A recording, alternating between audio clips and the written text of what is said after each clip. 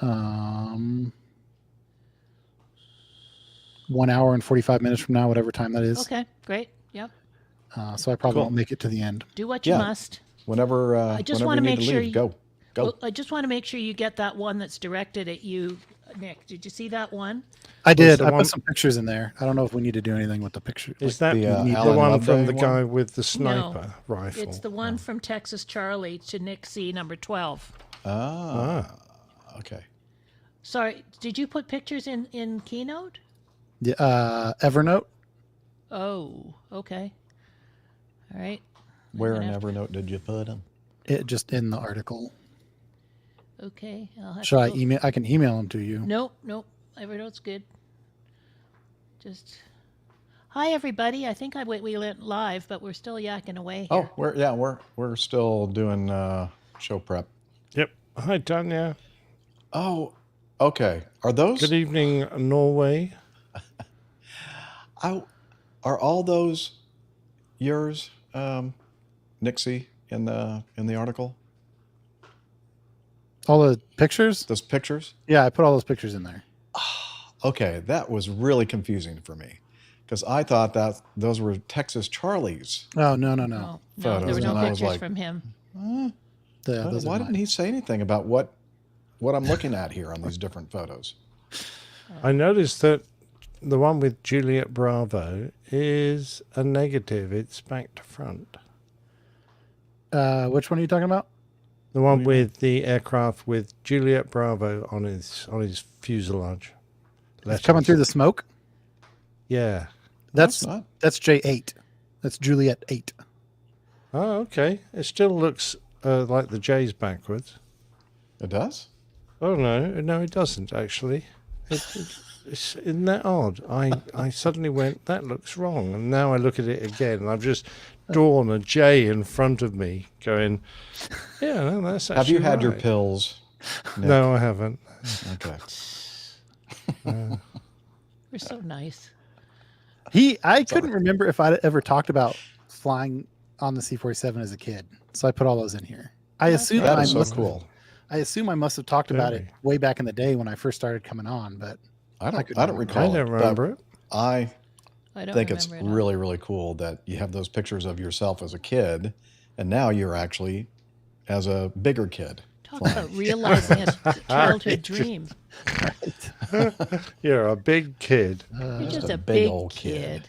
yeah, Okay, I we need do have some good stories. My first actual solid memory of flying an airplane was sitting on my dad's lap flying the C-47, and we were flying right towards the cloud, and Oh, he was really?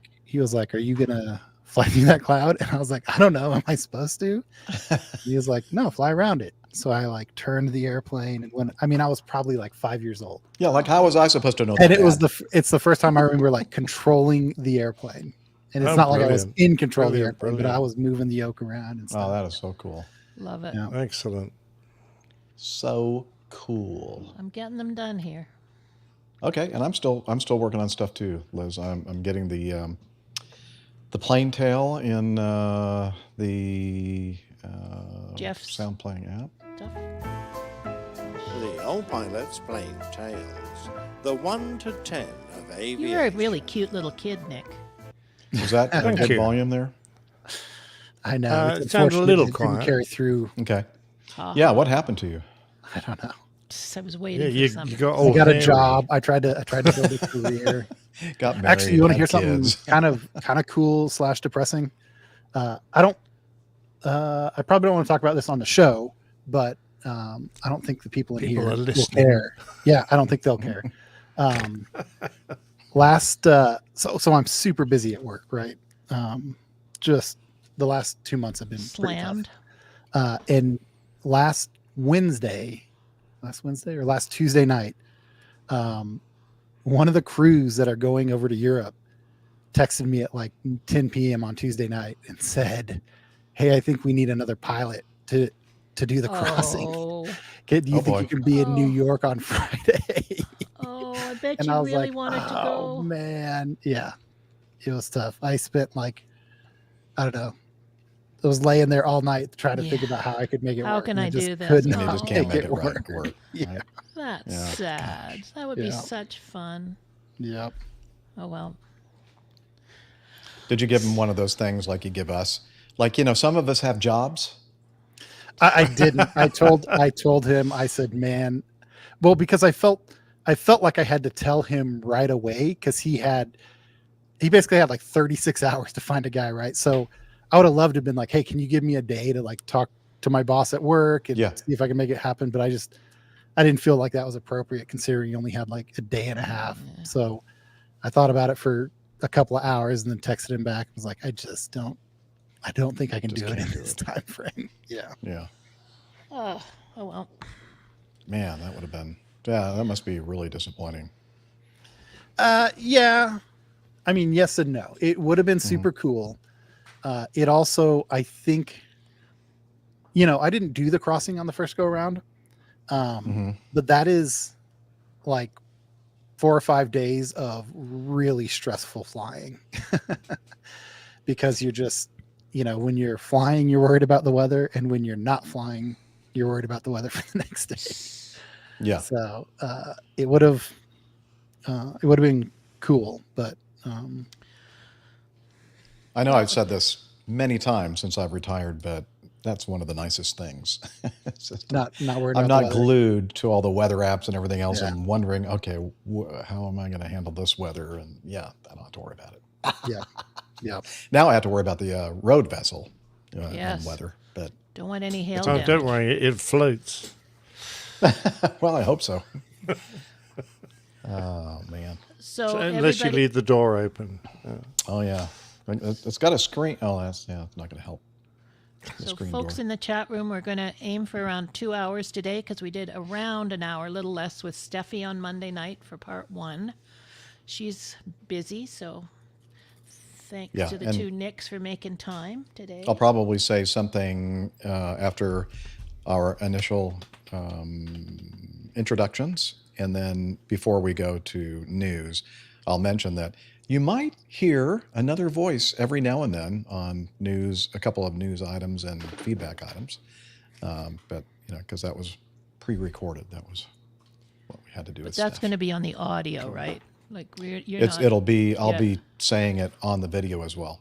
right. But I mean, we're not going to be on here No, I'm not 3 going to play hours it. while during- you're yeah, not playing. you're right. Yeah, I'm no. not playing it for the video here Right. today. I think it'll Nick, be- Nick A definitely wants to get to bed in decent time. Oh, tonight. absolutely. Oh, I'm fine. But a 2-hour show starting at 7:30 is going to be fine. Oh, it's already gone Yeah. past 7:30. What's on at 7:30? We were That's the- supposed to that's when start we at start. 7:30, but we're going to start at 7:45. Well, we never start exactly. We start the stream. Well, yeah, we hit the red button. Where have you been? How many of these shows have you been on, Nick? Come Oh, on. come on then. He's always hopeful. Well, I'm then always we've only got always- an hour 45 to go. Well, you know what? Whenever we hit that actual 2-hour point, you can just go ahead and go. Okay. And well, you know. Okay. Do we want to check Yes, Unity? yes, let's do that. Sure. Okay.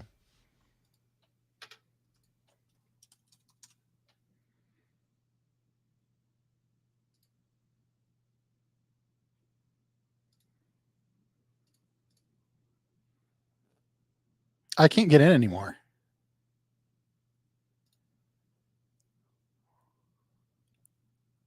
No. I think I had to change things around. Well, hang on. It'll just take a moment. Keep talking. Dead air on radio is no good. I Liz is can't over there talk while I'm talking to doing it. herself. Or I guess Nick can. Well, hear. I'm on StreamYard. I hear you. Yeah, we can talk. Because that was the only way I knew how to talk to Nick C, because he's not on Unity. See, it's all coming together, isn't it? Okay, cloud, Unity intercom, log in. My login ID and password is, like I'm going to say that, users, and Oh, you actually did boot me off. well, I only have room for 5. Yeah. Oh, it was Rick's fault. Yeah, so I have to continually juggle things around when, you know what I mean? Yeah. I I mean, don't I have don't enough think I slots. probably even need to be on Unity.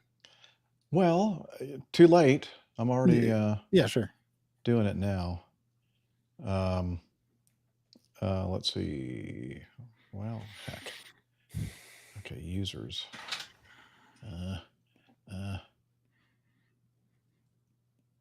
Why is this?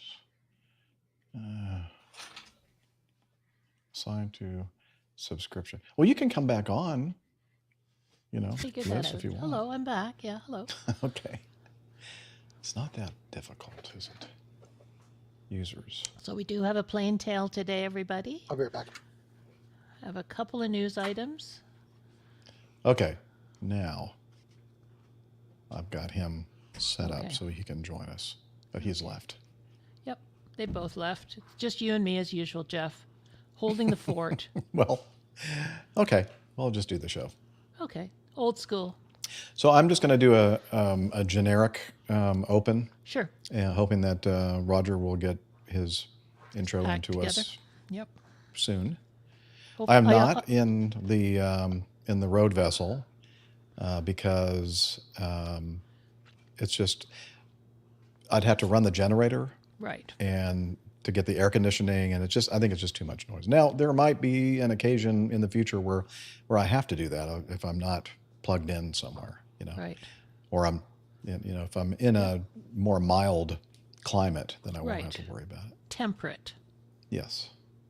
It's beautiful here today. The humidity's gone. It's fresh. Ooh, nice. Gorgeous. A nice spring day. It's gorgeous.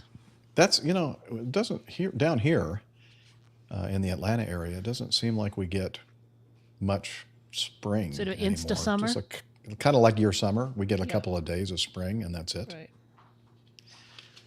Hello, Vetland and Mike Kuipers and Vetland is Tanya, Eric. Tim. Who? Oh, Eric. Okay. Eric, Hello, yep. Eric. Are you actually in like one of the Norway. Scandinavian? Norway. Norway. Awesome. Let's see. Tim Van Ram is at the Strawberry Music Festival somewhere in California.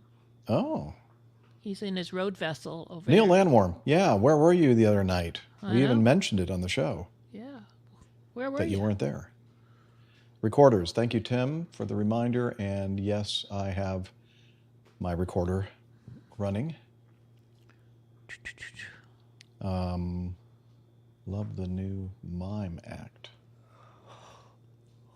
I don't know what he means. My Mac was when I was on Unity and Oh, okay. Gotcha. Oslo, Norway. Beautiful here as Oslo. well. Nice. Yeah. I've never been to Oslo. I've No, only neither been have I. to, now I've forgotten the name of it, Bardufoss, during an exercise when I was in the Air Force. My understanding is way, way back when I have some ancestry in Bergen in Norway, Oh, I've heard of that. but never been there. The hair's growing out longer Yeah. and is doing like weird things. Sorry. All right, one Nick's back. Okay, and I'm going to go to brand so I can find the countdown. Yeah. Yeah, yeah.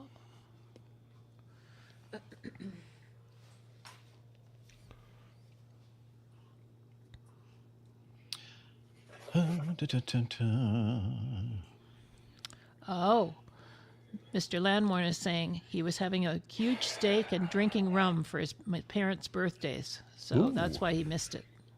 Good reason. Very Welcome nice. back. Welcome back. So Steak and you should be rum. on Unity now, Camacho. Sorry about that. Okay, let's No problem. try it out here. Yeah. let's Hold try on. Unity. It's I gotta set up input output devices apparently. Okay. There we go. Is that okay? Now it sounds like it.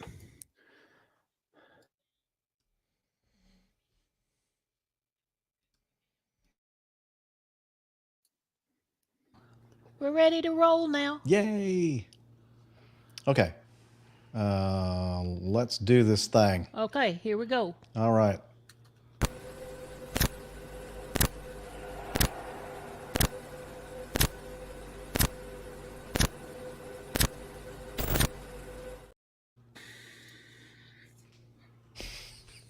Oops. Sorry. All right. Hang on. Back it So up. my Stream Deck's not working. good. So I don't have the buttons that I usually have available to me. Okay. And I have to find the generic thing too. I thought I was ready. I was wrong. Okay. Countdown again, I guess? Yeah, I think so. All right.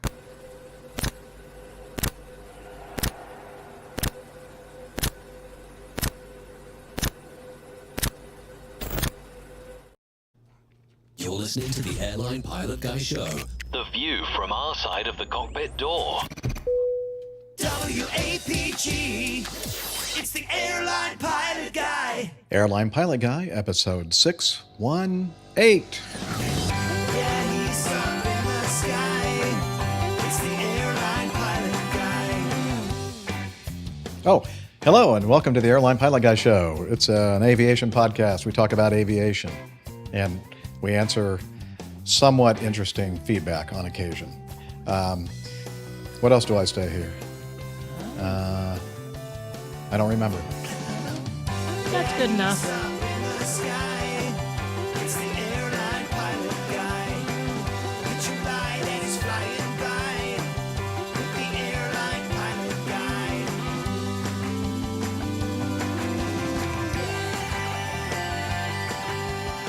Guy. In today's episode, we're going to talk about aviation news. Yeah, surprise. And we're going to cover your feedback, and we're going to listen to Captain Nick drone on and on and on about something, and we're going to pretend like we're really interested in it. So sit back and relax. Yeah, tray tables and something in there, upright and all going. Electronic devices powered on. Flight 618 is ready for pushback. Hello, and thank you, Radio Roger, for that introduction. He is an award-winning TV and radio reporter, currently at the #1 all-news station in the nation, 92.3 FM in New York City. Okay, let's see. Welcome to the Airline Pilot Guy Show. It's an aviation podcast covering the latest in aviation news and answering your feedback. I'm Captain Jeff, a former U.S. Air Force pilot and retired captain at Delta Airlines. And joining us today from his studio, In Hartford, Hereford, and Hampshire. professional photographer, former RAAF fighter pilot, retired Airbus A330, A340 captain for Virgin Atlantic Airways. It's Captain Nick. Hello, Jeff. Lovely to be back on the show as usual.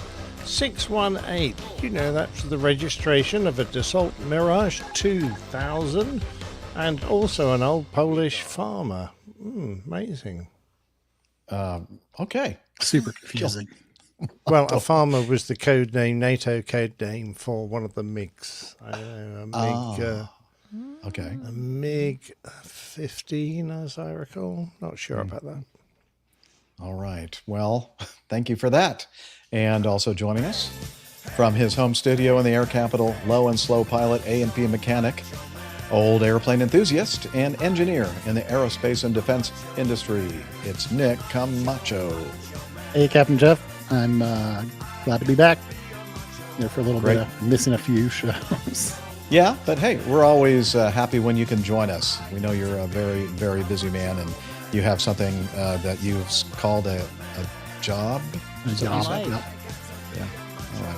Well, we are also here with our producer in Toronto, Ontario, Canada. Retired financier and aviation enthusiast, spreadsheet master, and our producer. It's Liz Piper. Hi, everybody. Glad to be here. I'm glad that you're here as well. Boy, you have some new, fresh news to tell us about in Oh, yeah. getting to know us. Yeah, Breaking that's news. good. Okay, later. Breaking news. Have a good And- show, oh, you guys. Thank you.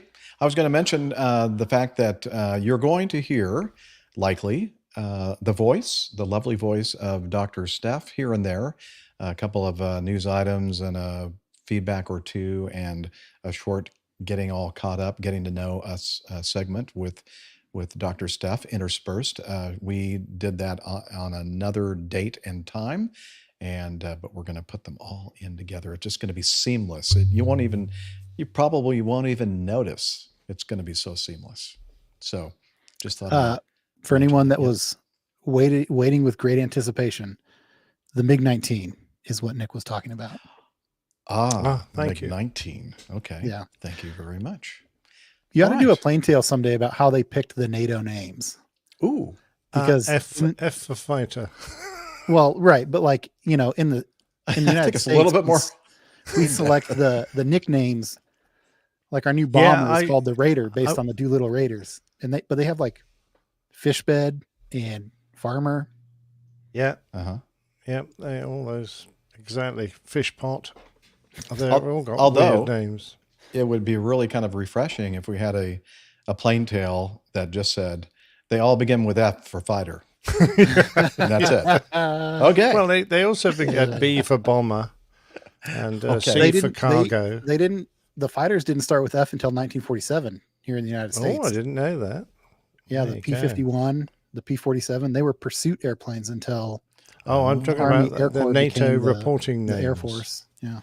Hmm. Oh, the reporting names. I got you. Yeah, the reporters. So all the Russian fighters began with F. All their bombers began with B. Cargo aircraft C, etc.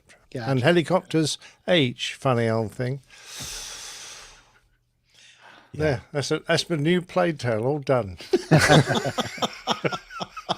And we all got to be a part of it. Yes, you did. Well done. Thank you. Okay.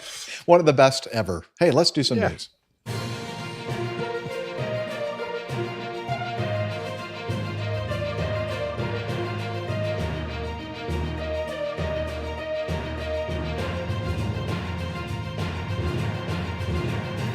Stand by for news. All right, we're going to start off with this from BBC.com.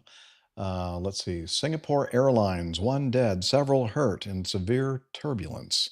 Again. We're showing a picture in the video, and it should be something that you're looking at on the chapter image on your podcast player. And if you're not seeing a chapter image, you're not using the correct podcast player, apparently. Like if you're listening on Spotify, I'm sorry, you'll have to go to that link that says APG 618 show notes to see what we're talking about. Anywho, David Lieb sent us this. Hello, APG crew. This is not so much feedback as maybe an addition to a news item I know you'll be talking about. Oh, yeah, you think you know us? You're right. The Singapore Airlines Flight 321 turbulence incident. The aircraft that was used for that flight, 9 Victor Sierra Whiskey Mike in Star Alliance livery, was photographed by yours truly, arriving at Heathrow from its previous flight just hours earlier. All the news outlets are using a general photo of a Singapore 777, but I just happened to catch the actual aircraft. Good, David man. Lieb. So he goes, so Well there. done. Yeah, look at me. Yeah. No. Yeah. All right, so what the heck is he talking about? Okay, well, just a couple of days ago, a Singapore Boeing 777, as we mentioned, Flight 321, and that was a little confusing. I thought, oh, is it an Airbus 321? No, that's just the flight number.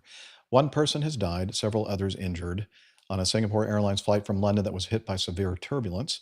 The Singapore-bound 777-300ER was directed to Bangkok and landed, or diverted, not directed, to, there's just one letter difference between those two words, was diverted to Bangkok and landed at 15:45 local time. Flight tracking data suggests the airline dropped 6,000 feet, or 2,000 meters, in a matter of minutes after crossing the Bay of Bengal. Flight 321 was carrying a total of 211 passengers, 18 crew. Singapore Airlines offers its deepest condolences to the family of the deceased, it said. The airline added that it was working with Thai authorities to provide medical assistance to passengers and was sending a team to Bangkok to provide any additional help needed. Let's see. Singapore's Transport Minister Chee Hong Tat said the government would provide assistance to the passengers and their families. What happened on board the flight is still unclear. One passenger told Reuters news agency that the aircraft suddenly started tilting up and there was shaking. So I started bracing for what was happening, and very suddenly there was a very dramatic drop. So everyone seated and not wearing a seat belt was launched immediately into the ceiling. 28-year-old student, how do you pronounce Dzafran? Drzvan Asmir. Yeah, I can't play my bell because my stupid Stream Deck's not working. Some people hit their heads on the baggage bin or the baggage cabin's overhead. Okay. Some people hit their heads on the baggage bins, I think they mean to say, overhead and dented it. They hit the places where lights and masks are and broke straight through it. Well, that was an easy paragraph to read. Turbulence is most commonly caused by aircraft flying through clouds, but there is also clear air turbulence, which is not visible on a jet's weather radar, nor is it possible to predict. Injuries from severe turbulence are relatively rare in the context of millions of flights operated. However, severe turbulence can be dramatic and lead to severe injuries, or sadly, in this case, a fatality. Aviation expert John Strickland told the BBC. It is not for nothing that airlines recommend keeping seatbelts loosely fastened, and I wouldn't even recommend loosely, I'd just say fastened, throughout a flight, be it long or short, he added. And that was from the BBC News article. And then we have another one here from the New York Times as well. And I'll just, I highlighted a paragraph here. It's unclear what caused the episode. As the plane traveled across Myanmar, satellite data showed a strong storm beginning to form and bubble into the higher elevations, which suggests that the atmosphere in the region was becoming unstable. The plane was also moving toward other storms developing along the coast of Myanmar. Yeah, looking at this photo of, what is that? Is that Flight Radar 24? Yeah, that Liz is showing, does show quite a bit of color on the map there as their flight path was going through that area. Yeah, I would be surprised. I don't know what you guys think, but I would be surprised if this was, quote, clear air turbulence. This looks more like convective associated turbulence to me. Well, there's an awful lot of activity around, but although looking at that track, they hadn't quite reached it yet. Is that their track of their aircraft? Yeah. I mean, most of it's to the south of where they went, so I don't know. But there are some bits around. Yeah. And of course, that part of the world is renowned for a lot of cumulonimbus, towering cumulonimbus that builds up during the day, every day almost, in certain times of the year. I don't know if this is a particularly bad time of the year or not. Can't recall when it was generally bad, but the summer has obviously got a lot more energy in the atmosphere, so the cunims do build up higher. I would caution against using that photo as exact presence of radar returns, because I think by necessity they have to kind of give a general view of the weather because of the time that the aircraft is flying and during the whole flight segment, and it's a general depiction of likely what, I'm sure it uses some real data as well, but I don't know of the timeliness of the data. That's what I'm trying to say. Yeah, it's a dramatic reenactment of the weather at the time.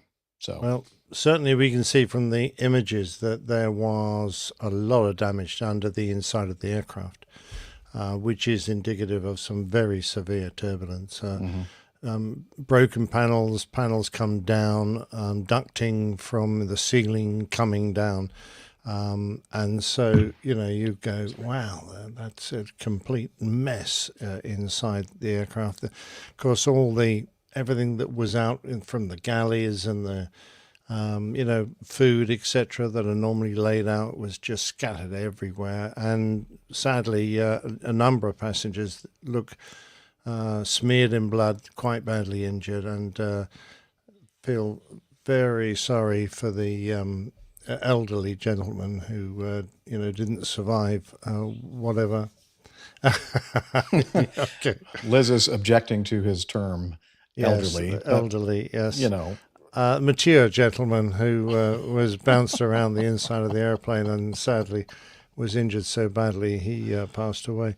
I'm just going to question the data that we've seen in our little piece that's little image there, Jeff.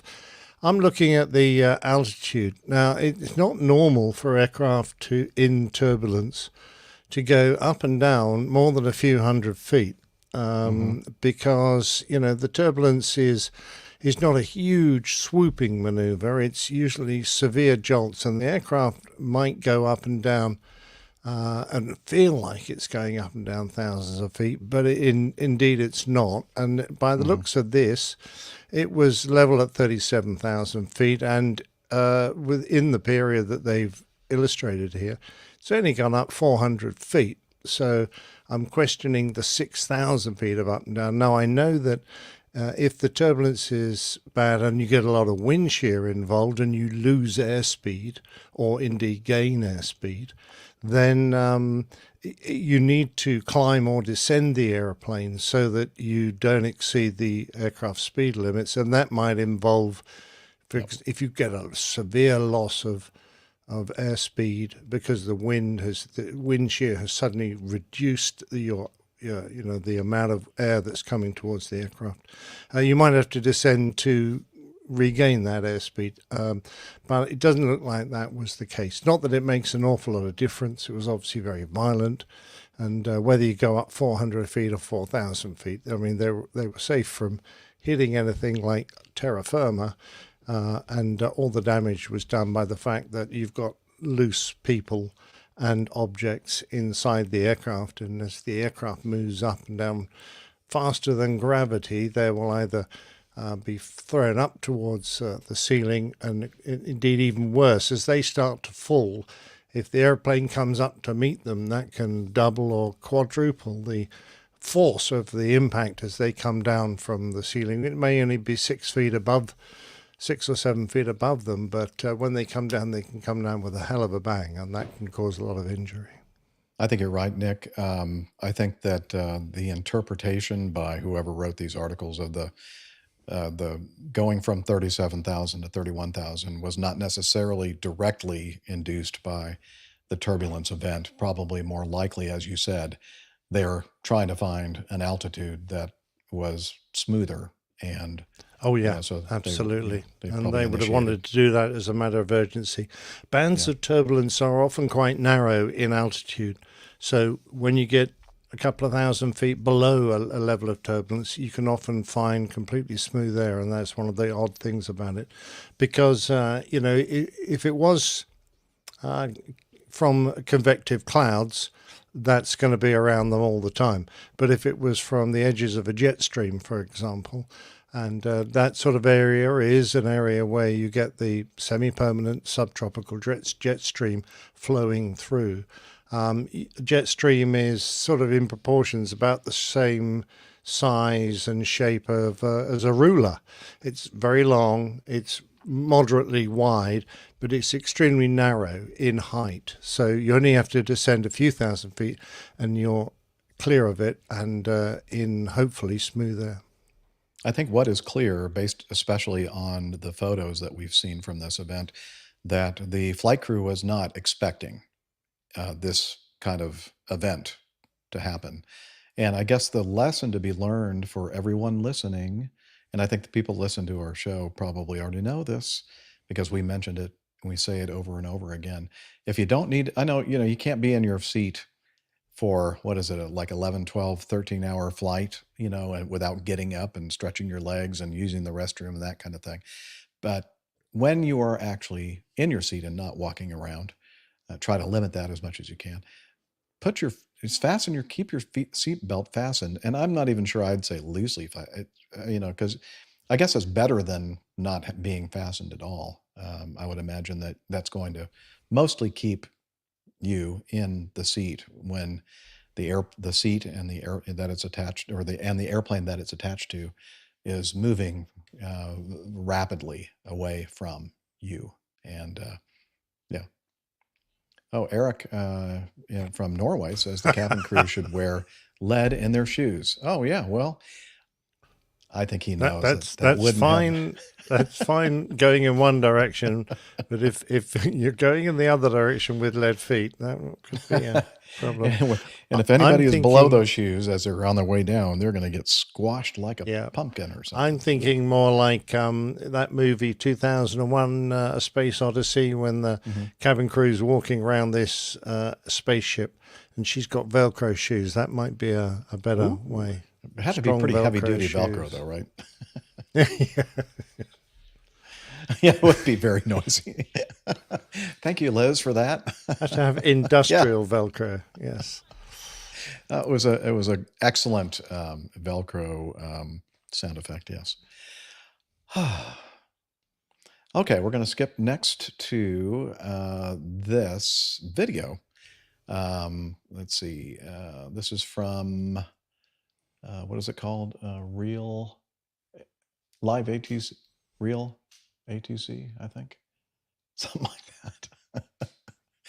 Yeah, of course, it's a depiction of the event using simulated radar returns. Yes, please. And they use the audio captured from liveatc.net. Oh, you can see ATC. That's this particular video that we're going to listen to right now. Okay, what happened? Okay, let me try it again. ATC American 2095. American 2095, huh? Yeah, tower, mayday, mayday, mayday, American 2095. We need to return to the field immediately. American 2095, roger, contact approach for sequencing. Okay, American 2095, stand by, sir. Okay, tower, American 2095, we'd like to level off at 2,000 feet. American 2095, roger, maintain 2,000. 2,000, and say that frequency you want us to switch to? American 2095, contact approach 124.8, please. 124.8, American 2095, switch it. And approach American 2095, mayday, mayday, mayday. We're leveling at 2,000 on the Space 3. Heading 120 back to return to American 2095.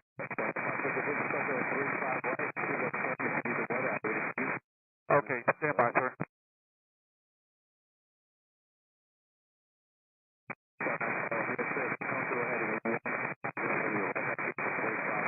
Okay, 150, and we're going to set up for 35 right, sir, but we're doing some troubleshooting right now. Okay, vectors downwind 170, American 2095. 2,000 should be fine, sir. Oh, I don't know why that happened. Sorry. I was just trying to pause the video, but apparently it thought I wanted to stop. You succeeded. It's not playing. Well, I did pause the video, but it's not in the manner I was expecting. What I was going to say during my very cleverly and eloquent pausation was that they took off on 36 right, which is the one of the runways on the west side of the Orlando International Terminal. And then they were setting them up initially for the approach to 35 right, which is the runway way over there on the east side, way on the east side. And now they're being vectored and they're working their issue. And now I'm going to try to rejoin the video at approximately the place where we left it. So unfortunately, it's probably going to Come on now. Here we go. 2095. Oh, well, this will be fine. editing. 2000 should be fine, sir. There we go. Good Yeah. job. Pretty close. Okay, we are troubleshooting right now. We will advise as soon as possible. We're getting some bleed on another frequency, by the way. 12775 American 2095. Bleeding frequency. Orlando American 295, Mayday, Mayday, Mayday. And confirm approach runway. 295 on approach runway 35 right. We cleared the Orlando and Nice for the radar vectors. Okay, for right now, sir, we're still troubleshooting. We need to extend our downwind. 495 right. The heading of 170, 170 heading. Let me know when you're ready to base. Okay, heading 170, and we'll advise American 2095. American 495. I do have an instruction ahead in about 15 miles. Are you able to climb to 3,000? Affirmative, sir. We can climb to 3. 495. I can maintain 3,000. Okay, approach American 2095. We need to request 36 right, sir. 495 right. You're going to expect runway 36 right. And again, let me know when you're ready for the base. Okay, a copy American 2095.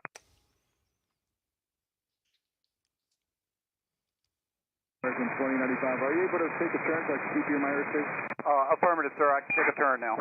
American 2095. Turn right heading of 250. Right 250 American 2095.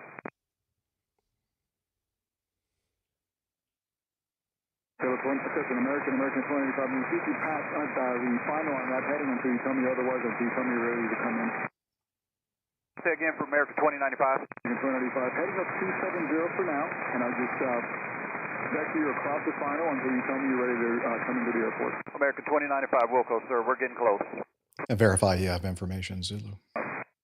And Orlando American 2095. Go ahead, sir.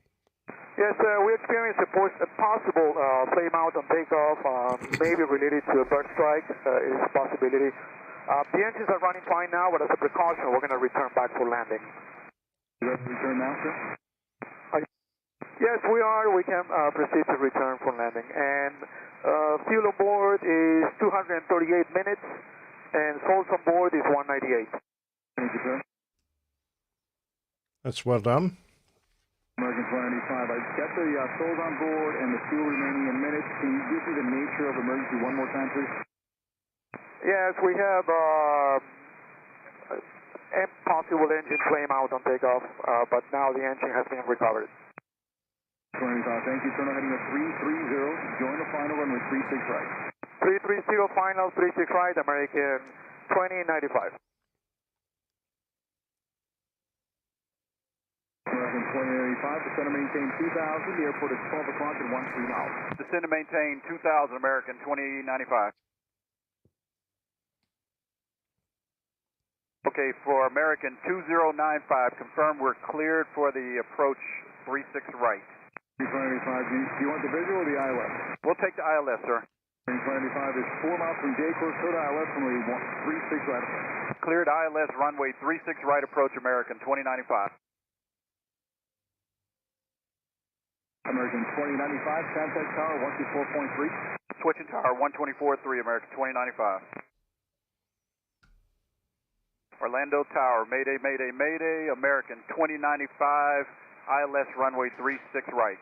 American 2095, Orlando Tower, 12608, runway 36 right, clear to land. Emergency vehicles are standing by. Emergency vehicles, copy, cleared to land, 36 right, and be advised they just need to follow. Roger, thanks.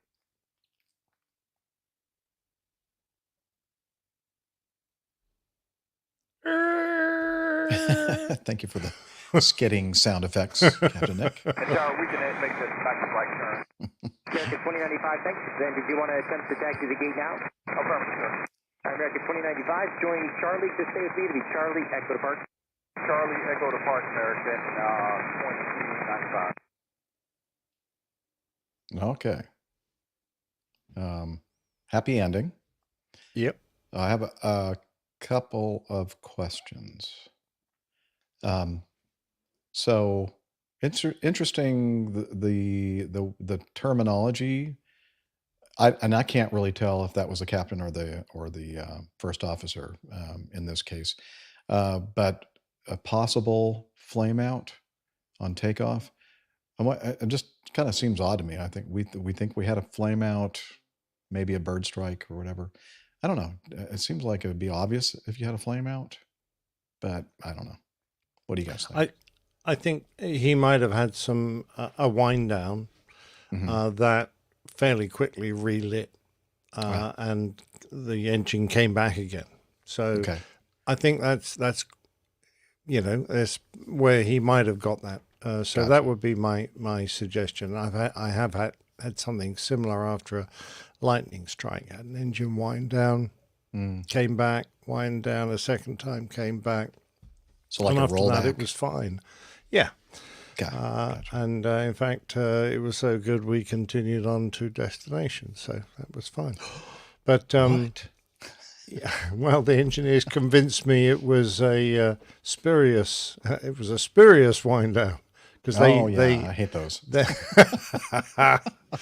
They of course get a lot more data, and they did a data dump on the engines, and they said, no, we think your engine was fine. We think it was an interruption of indications, which is okay. So you had more people kind of help make this decision to kind of reduce your culpability if somebody got upset Indeed, with you yes, if you continued. Okay, yeah, perfect. That's what we had. Did you have one remaining engine or 3 remaining engines? One remaining engine. Ooh. Eric, in our live audience, has a question. A precautionary emergency, but was it a mayday? Well, did they ever use the term precautionary emergency? Okay. Yeah. So interesting. I think they came back as a precaution. So yeah, there's no clear guidance on all of this. And here in the US, Eric, we don't have, well, we do. We can say pan, pan, pan, pan, pan, pan, Peter Pan. I can fly. But it doesn't, it's not more like importantly, I can't fly. It's not something, I'm not even, maybe we need to, I think I mentioned this the last time we were talking about Mayday and Pan Pan, that we need to ask that question of our ATC boys over there on opposing bases, if that's something in the, what is it called? The 7110, or maybe I could just look it up myself, or I could Google it or chat GPT for it. But in this case, yeah, it's more of a precautionary, not an emergency, but it's here in the US, it's either it's like it's off or on. Usually it's not an emergency or it is an emergency. And as you may have noticed, I know I have, that more and more the examples that we're listening to on live ATC here in the US, the term Mayday is being used quite a bit more. Now, in this case, I was just wondering, this is my other question, was the term actually used too much?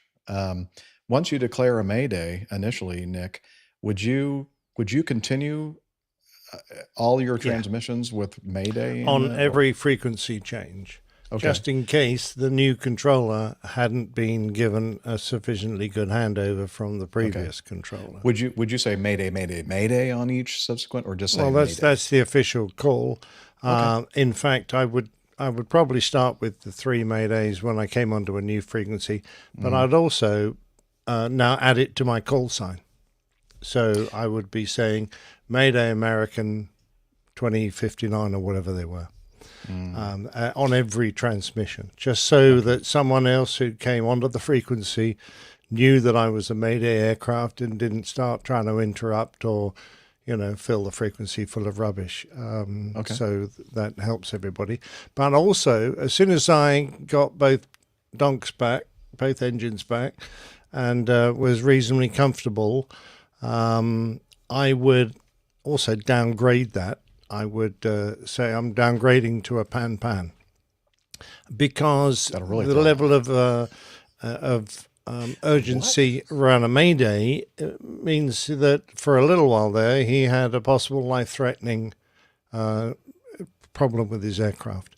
Once he's back in a stable position again, I think it's good form to downgrade it to an urgency rather than a life-threatening situation, as an indication to air traffic that things are not quite as panicky as before, and you can probably take turns. You can probably, even be sequenced, perhaps if there's an aircraft with a greater emergency ahead of you, that sort of thing. So it gives an order of pecking between for the controller can use if he needs to.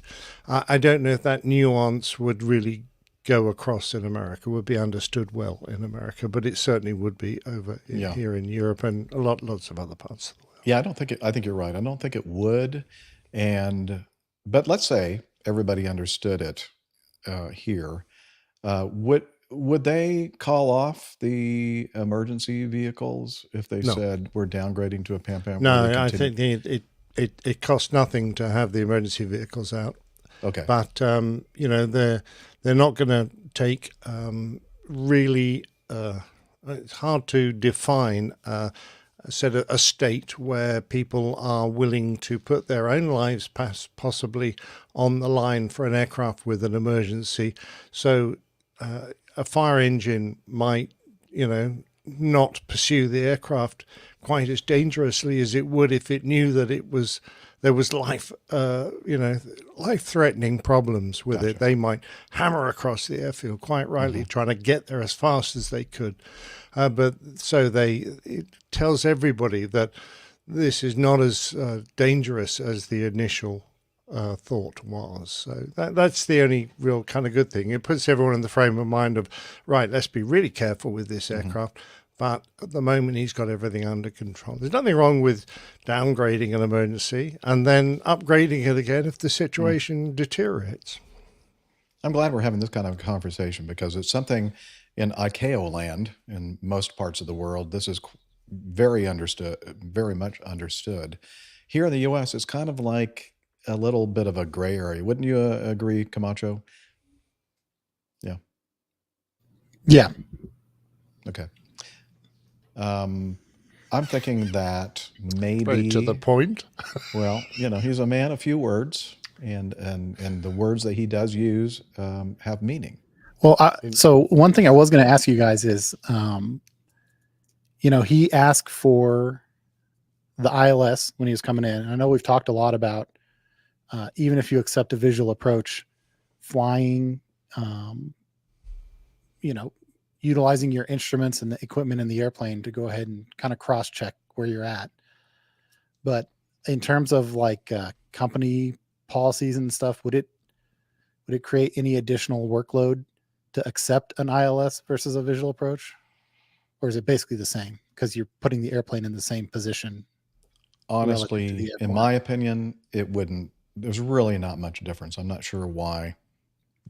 I don't know exactly what the weather conditions were that day, but I'm assuming that it was visual conditions. And as far as I know that Captain Nick's concern is usually with separation and responsibility for wake turbulence and all that kind of stuff. But in this case, I don't think it really makes much difference because I'm sure that they cleared out everybody because it was a Mayday aircraft. Right. And so, and you're right. Whether we're doing a visual or not, if the ILS system is in use, we're going to be using that as our underlying approach and guidance. So I'm not sure why he was getting particular about whether we'd like to have the ILS or the visual. I don't know. What would you think, Captain Anderson? Well, if I was used to the European way of flying and that almost all our approaches are under radar guidance and for an instrument approach, generally speaking, an ILS or an RNP approach, then I think that would be fine. And by the sounds of it, I don't know exactly. I think the captain was the second voice that came on for a short period, I would guess. And he didn't sound as if he had a wholly American accent. So no. I don't know where he got his training, but he might have thought, I'm going to take an instrument approach here. For the crew, it's almost easier, I think, to do an ILS than it is to do a visual with the ILS. No guarantee that the ILS will stay on, although it probably would for an emergency aircraft. But we've had this on previous talks. An air traffic controller turned the ILS on someone off in the middle of their approach, and they were saying, "Why is the ILS gone off?" And the guy said, "Well, you're doing a visual approach. What do you want the ILS for?" And they got into an argument about it. Yeah. So I think that's by very asking, unusual for that. I understand that. But never happened to me in 35 years. 42 years. It happened to this bloke. And perhaps he just felt more comfortable. He did. Yeah. If he was required to look out for traffic, he wouldn't need to do that if he was on an instrument approach as opposed to a visual. That's all. It just takes the workload in the flight deck down a little bit, so perhaps they can concentrate on their instruments, the engine instruments that they're concerned about, more easily. That's my only thought. Yeah, I'd say, 6 one, half a dozen the other, in my opinion. But what do I care? I mean, but what does it matter? I don't fly anymore, so. Neither of us do. Nick, what do you think? You're the only one here that flies. I don't know. I don't know how to fly an ILS. Well, I hope you know how to fly. Wait a minute, Liz. Check his credentials, please. Okay, she's looking it up right now. I will say, I've never flown an airplane with automation, right? So in the instrument training that I've done, it's all been hand flying. So in terms of flying an instrument approach and keeping the airplane exactly where you need it to be on an ILS approach versus taking a visual approach and, looking out the window at the runway, in my mind, it seems like there's a fair bit of workload difference there. In reality, for the airplane that they're flying, there's probably no workload difference, right? Because there's so much automation involved. Yeah, most likely. Yeah, exactly right. So in fact, with the autopilot in flying an ILS requires probably less attention out of the window than flying a visual, where you may be referring to the ILS to give you assistance, but basically you're visually lining up, having to look out the window all the time and hand fly the airplane. And I would say, well, no, you wouldn't happen to. Okay. That's, I think, two different things, like, automation, no automation, ILS, visual, right? I mean, I don't think you can conflate the two. It's really, who knows exactly. But if you ask me, I don't believe that there would be much difference between whether they were cleared a visual approach or an ILS approach. In this case, certainly not for an with these American crew. conditions. No, exactly, and because probably about 42 years of my 42 years of flying were here in the United States. So, yeah. All right, let's continue with E. And okay, just another question to throw it out there. Would you have taxied in following this problem, or would you have taxied clear of the runway and shut down the engine you thought might have been damaged by a bird strike and had already failed once, to prevent it from incurring further damage while you taxied in? Was that a good idea or not? No, we don't know what they did, right? He might have taxied on one engine. Yeah, that's true. But I think, especially here in the U.S., single engine taxi procedures, at least at Delta, were like 99% of the time. You would shut down an engine taxiing in to preserve fuel and lower your carbon imprint or footprint. So in this case, it depends, I guess, on the airplane. I've never flown an Airbus A321. I know that, certain engine systems are on the left and the right. On the airplane that I flew my last 20 something years, I could shut down either engine and it wouldn't really make much difference, except that usually what we would do is shut down what did we normally do? Shut down the right one. So I'd have the left, the number one. As opposed to the wrong one? or to the wrong one. You never want to shut down the wrong one.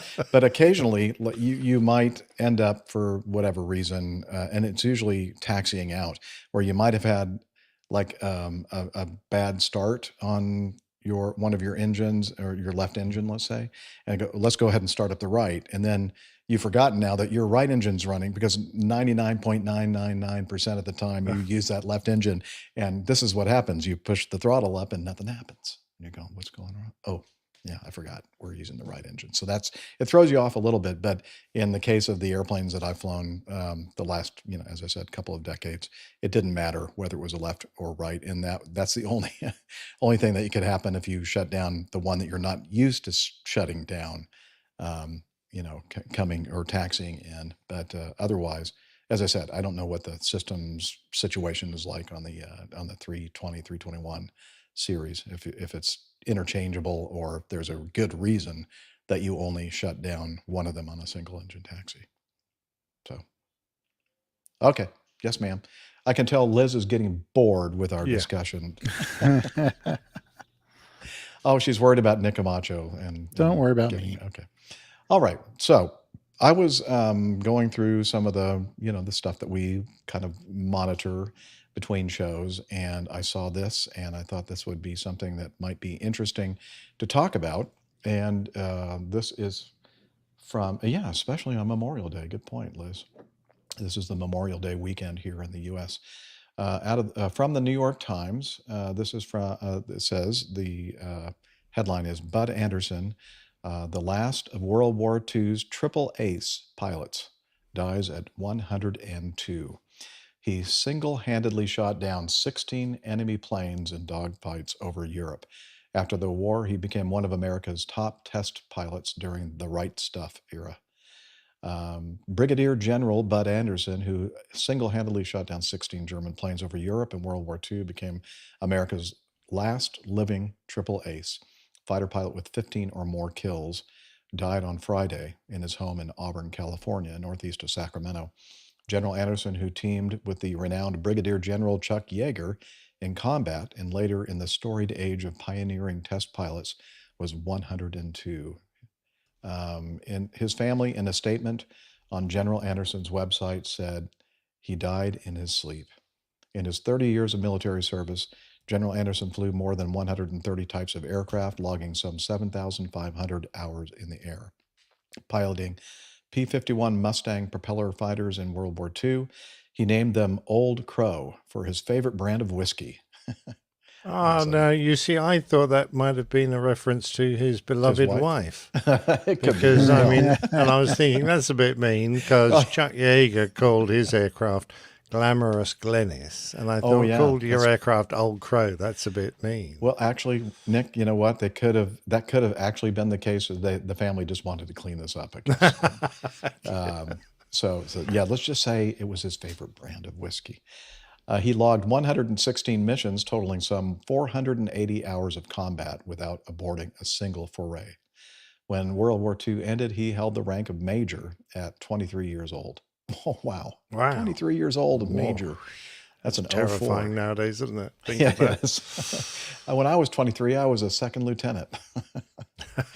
Let's see. His decorations included 2 Legion of Merit citations, 5 Distinguished Flying Crosses, the Bronze Star, and 16 Air Medals. Oh, my gosh. I think he'd have to wear 2 uniform shirts to wear all the darn medals. He was promoted to the honorary rank of Brigadier General by the Air Force Chief of Staff at the time, General Charles Q. Brown, Jr., in a ceremony at the Aerospace Museum of California in December of 2022. General Brown called him, quote, kind of a wrecking ball of a guy. I think I really would like this General Anderson. He scored, and I like Andersons in general, these fighter pilots named Anderson.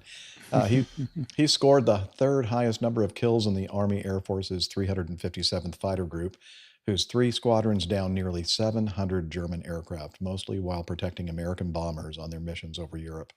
General Yeager was General Anderson's squadron mate and downed 13 German planes, becoming the first pilot to break the sound barrier. In 1947, General Yeager later joined with General Anderson in the test flight program in California, chronicled in Tom Wolfe's book, The Right Stuff. On the ground, he was the nicest person you'd ever know, General Yeager said of General Anderson, reflecting on their wartime years. But as he put it in his 1985 autobiography, Yeager, written with Lee Jonas, in the sky, those damned Germans must have thought they were up against Frankenstein or the Wolfman.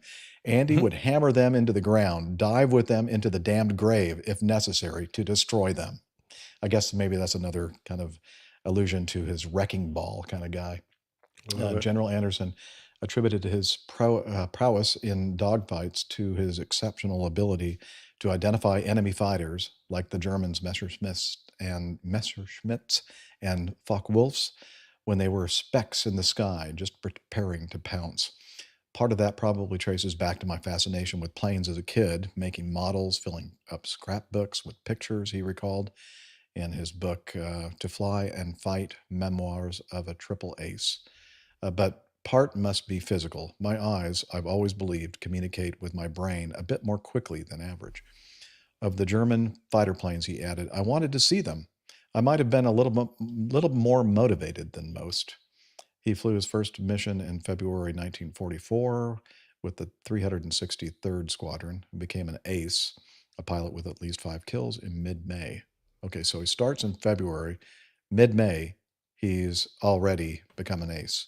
He was credited with 16 kills in his own right and a quarter of a kill for a mission in which he joined with 3 other pilots in shooting down a German plane. General Yeager, who flew a P-51 in that squadron while holding the rank of captain, was shot down over France in 1944, parachuting with leg and headwinds. He was hidden by the French resistance, eventually made it back to England and continued to fly in the war. So they go on and talk about his test pilot experience at Wright-Patterson, and then, of course, the chief of test flight operations of the McDonnell Aircraft Company at Edwards, General Yeager, whom Tom Wolfe portrayed as personifying the brotherhood of the right stuff for his nonchalance in the face of flight emergencies, became deputy director of flight testing. Let's see what else. As far back as I can remember, he says, I wanted to fly. He gained a pilot's license in a civilian training program as a teenager. Turning 20, he joined the Army's Air Wing a few weeks after the Japanese bombed Pearl Harbor on December 7, 1941. He married Eleanor Cosby in 1945, whom he called Old Crow. No, that's no.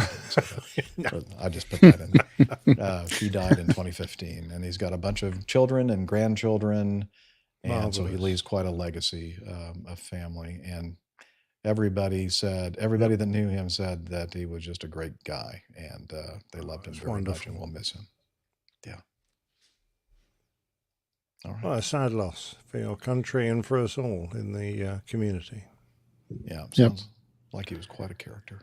I still have memories of watching him and Chuck Yeager fly Mustangs at Oshkosh, like as recently as maybe like the very late 90s.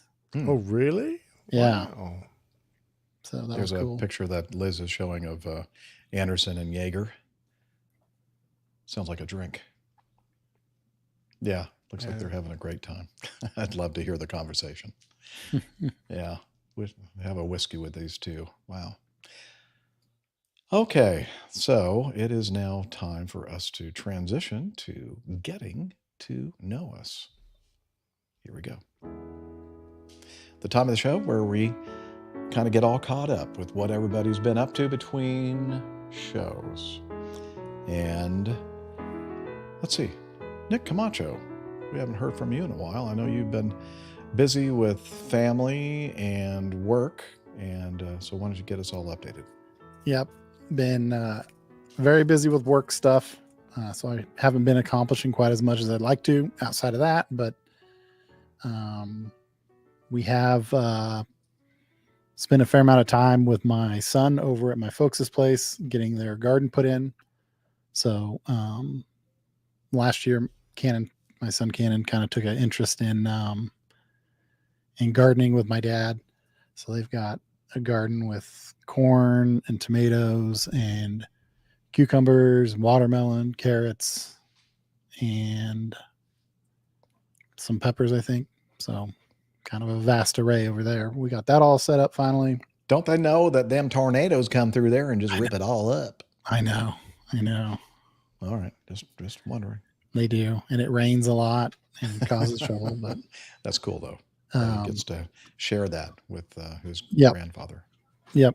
Then we just finished up flag football. Had a challenging flag football season.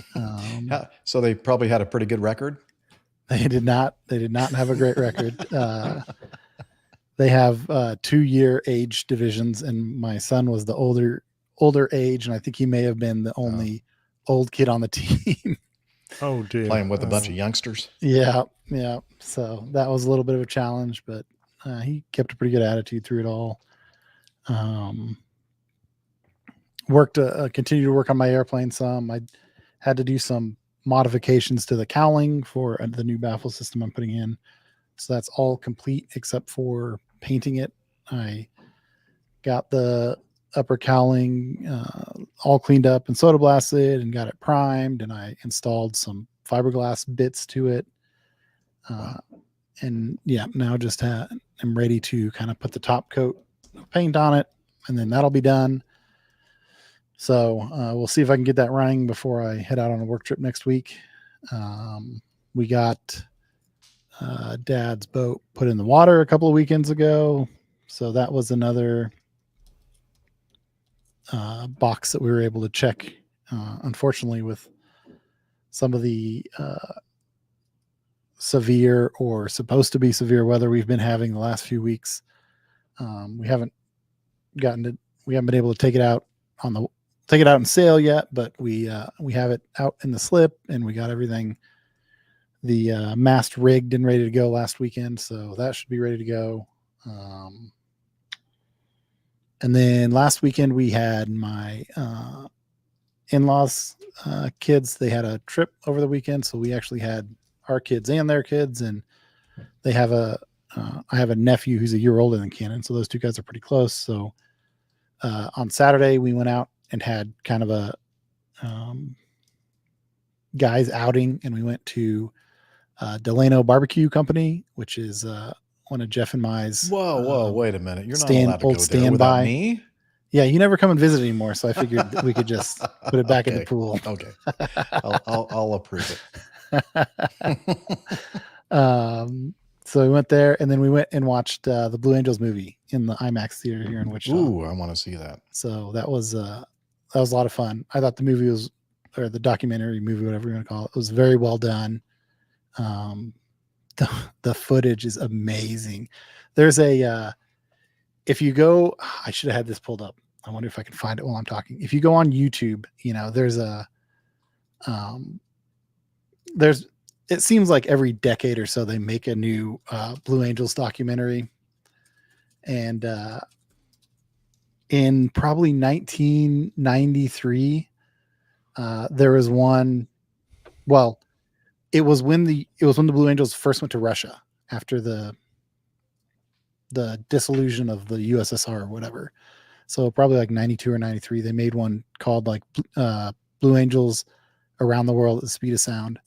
And it's on YouTube, so you can go watch the whole thing on YouTube. But I had that on VHS as a kid, and that was the one VHS tape that I basically wore out. We watched it to the point where there were some sections of it that became hard to watch. But so I have good memories of watching those Blue Angels documentaries growing up. And now this one is, it's just like Top Gun, right? Like there was the original Top Gun that we all thought was really good and everything. And then the new one comes out, and it is such a step forward in cinematography and all of the angles and the camera shots that they're able to get. This new Blue Angels one is the same way. The in-flight camera footage that they have is amazing. So that was a lot of fun. And then gearing up for another work trip next week. So yes, staying busy. Travel. Yeah. Mm-hmm. Okay. How's that all going? I know that you were expressing frustration at some points in the past with some some of the projects, but has everything been going a little bit more smoothly? Yeah, it's it's one of those things where we have a lot of work, so it's probably better to have a lot of work than not a lot of work, but I do at times struggle with managing my work-life balance. So when we get in a when we get in a big push, I'm not always good about saying like, all right, this is what I'm getting done today, and if this is how much I'm working, and if I don't get everything done, I'll just have to get back to it when I can get back to it. So yeah, I think we're through the biggest push of it, so hopefully in the next couple of weeks things will taper off to a more normal pace. Excellent. Yeah, speaking of weather, I like to watch severe weather events going on, and one of our and Liz and my favorite channels to watch is Ryan Hall, y'all. It's a YouTube channel. He's like the YouTube's weatherman, and it's got a whole cadre of storm chasers and everything else, and it's always exciting to see, especially if it's not in your neck of the woods. I'm saying my neck of the woods, I Right. guess. But a lot of it has been in your neck of the woods there. But it always seems like it just somehow misses Wichita. It kind of goes to the north Yep. or the south. But there's been some pretty amazingly significant storms. Yeah, in and the we've had Midwest. there's been a couple of times in the past 3 weeks or so where they have put out I can't remember what it's called. It's like a PDS warning or something, but potentially devastating disastrous, storm or something like storms. that. Destructive. Yeah, or destructive. That's And it. they're like, this is the tier above a thunderstorm watch or thunderstorm warning, however it works.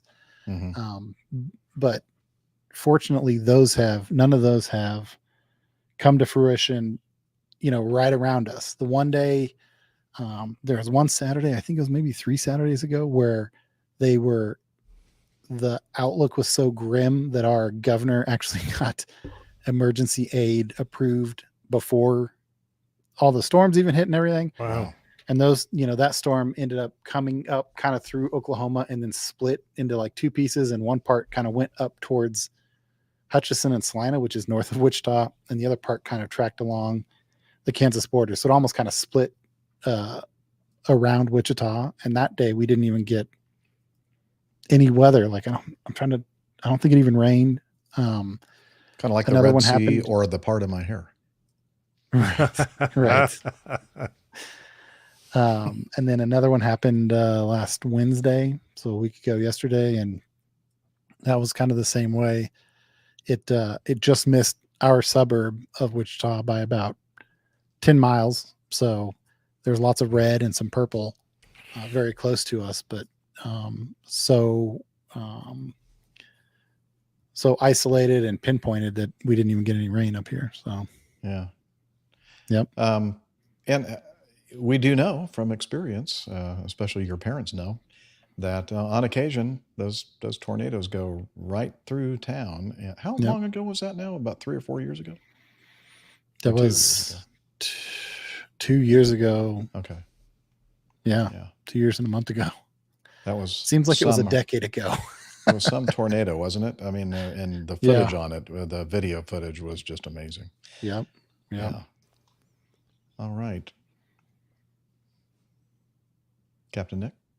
Oh, sorry. I didn't realize Liz was coming out on the general channel. I was just going to ask Nick a question first, actually. And that was what music is behind the latest one? Because my memories of watching Blue Angels movies were the A4 video they did, which was to Van Halen's Dreams. And then they recreated that with the F-18, many years later. But I was just wondering if the soundtrack was as good with this new movie. The soundtrack was good. It has a killer song. It has... Oh, man. I didn't mean to put you on the spot. Well, I remember the Killer song. There were 3 or 4 songs that I recognized, but the Killers one's the only one that's coming to mind. Excellent. Well, it's just that, I cannot hear that piece of music now without imagining that amazing team and their, absolute knife edge work. So close. It's, I used to watch it with one of my FA teammates, Billy, and we would play in ultra slow motion as much as you can in an old VHS tape that was getting fuzzy because it had been played so many times, trying to see how they missed each other in some of these maneuvers. Yep. To me, it was always good fun. Some of the most amazing video footage that I've seen is one in particular is like a 360 camera they have set up, and one of the guy that's in the slot, and looking. And you can just turn the thing around, you can control what it's looking at, and just looking up at how dang close those guys are.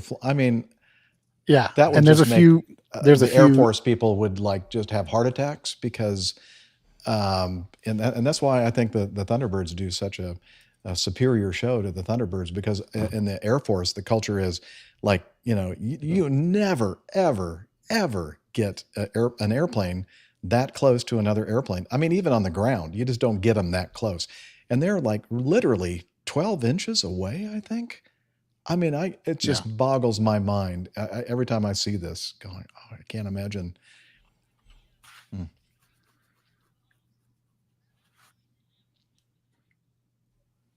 They've got the buzzcocks. Interesting. That's Liz tells us.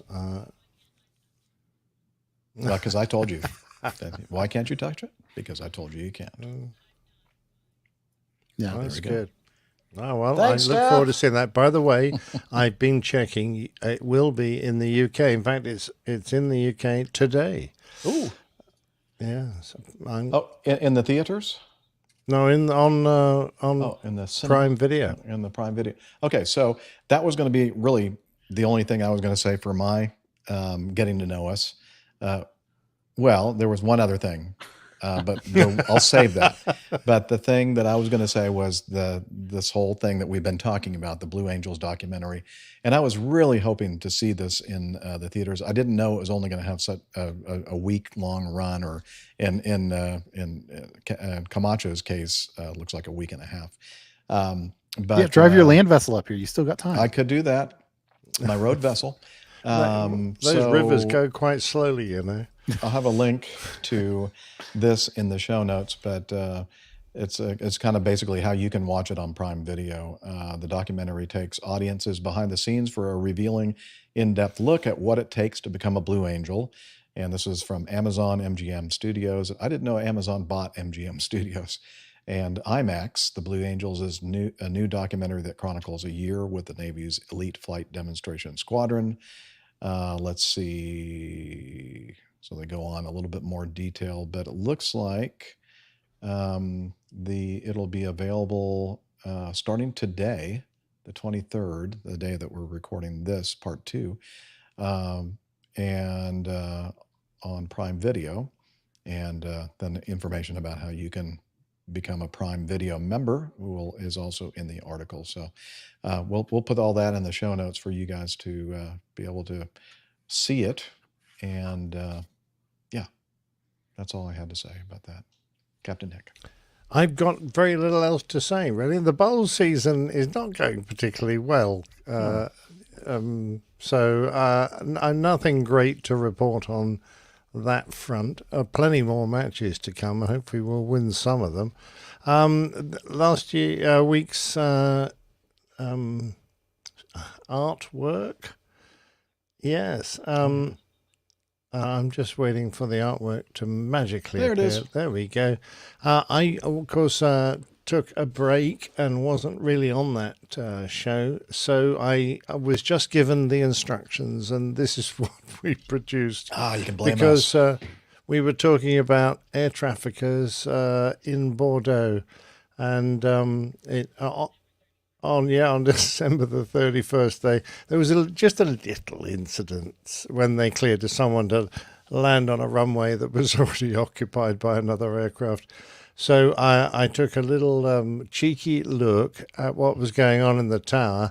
And of course, we do know that most of the air traffickers were off celebrating the new year because they were down to just a couple of controllers for everything. And I thought, well, being Bordeaux, they're bound to have some nice red wine. So, yeah, so there's a couple of chaps. And as you can see, they're not actually in the tower. They're obviously in a relaxation room somewhere else. I didn't want to because the imply tower's that in the they were- distance. Yeah, I exactly. didn't even think about that. Well, Or it could be like one of those to airports that has more than one control tower. I don't Like, know. No, I Dallas, didn't Fort want Worth. to end up in a court case.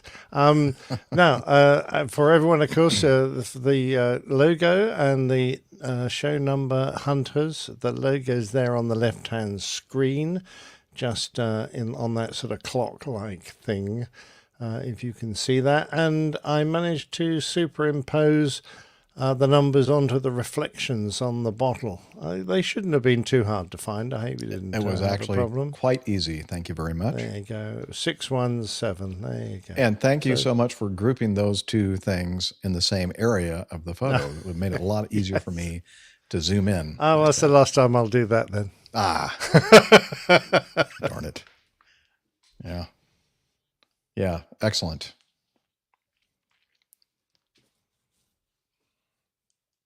Okay, but before Did Jeff get to do his? do Man. the coffee yeah. fund, I have we need to wish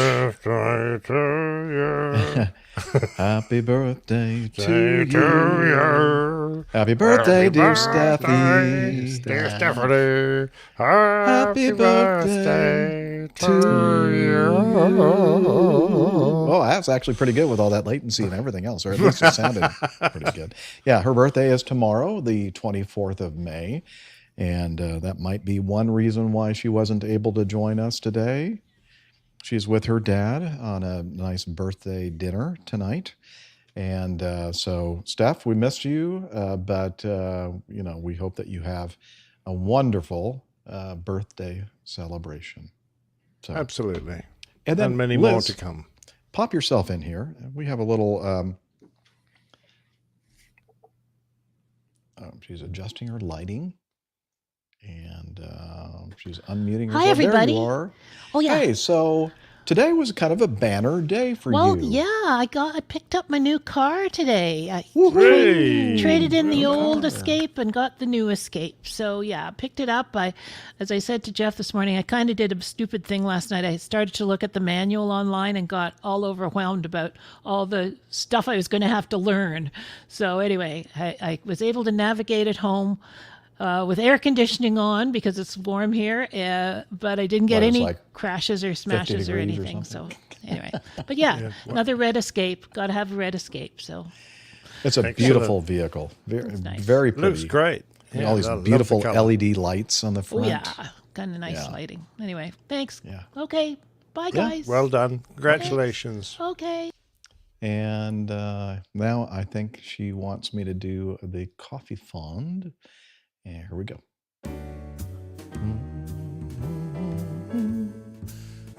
Johnny, how much more coffee?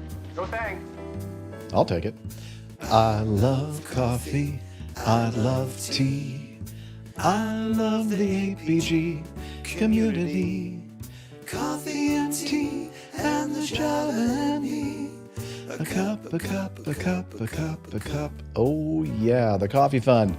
It's your way, dear listener, to support our show financially if you have the resources to do so. And a couple of different ways to do that. One is the Coffee Fund Classic method, the OG. Nobody this week took advantage of that except a handful of recurring contributors using that mechanism. And most of you use the other way to become a member of our Coffee Fund cadre, and that is to become a patron at patreon.com. And we have a new executive producer. Yay! Ding, ding, ding, ding. RJ Rajan. Is that the way you'd say that? Rajan? Sure. No, nobody here to back me up or help me. Okay, fine. That's what it is. Now, RJ, if I got that wrong, please send us some audio feedback and tell me exactly how to pronounce that. But that looks pretty good to me. Okay, thank you. Oh, now the staff comes back. Okay. Yeah, so that's the other way to do it. You know, a bunch of patrons over there on patreon.com. So if you're interested in learning more about this, head over to airlinepilotguy.com/coffee. You'll be glad you did. We will too. Okay. Okay, and any particular 12. Gotcha, go. Okay, let me see. I'd already forgotten that. But I thought there was one that we were going to do. I just forgot which one it was. Okay. So let me play the feedback. Man, I really miss my Stream Deck buttons. I don't know what's going on with that. But okay, here we go. I have a backup way to do this. Let's do some feedback.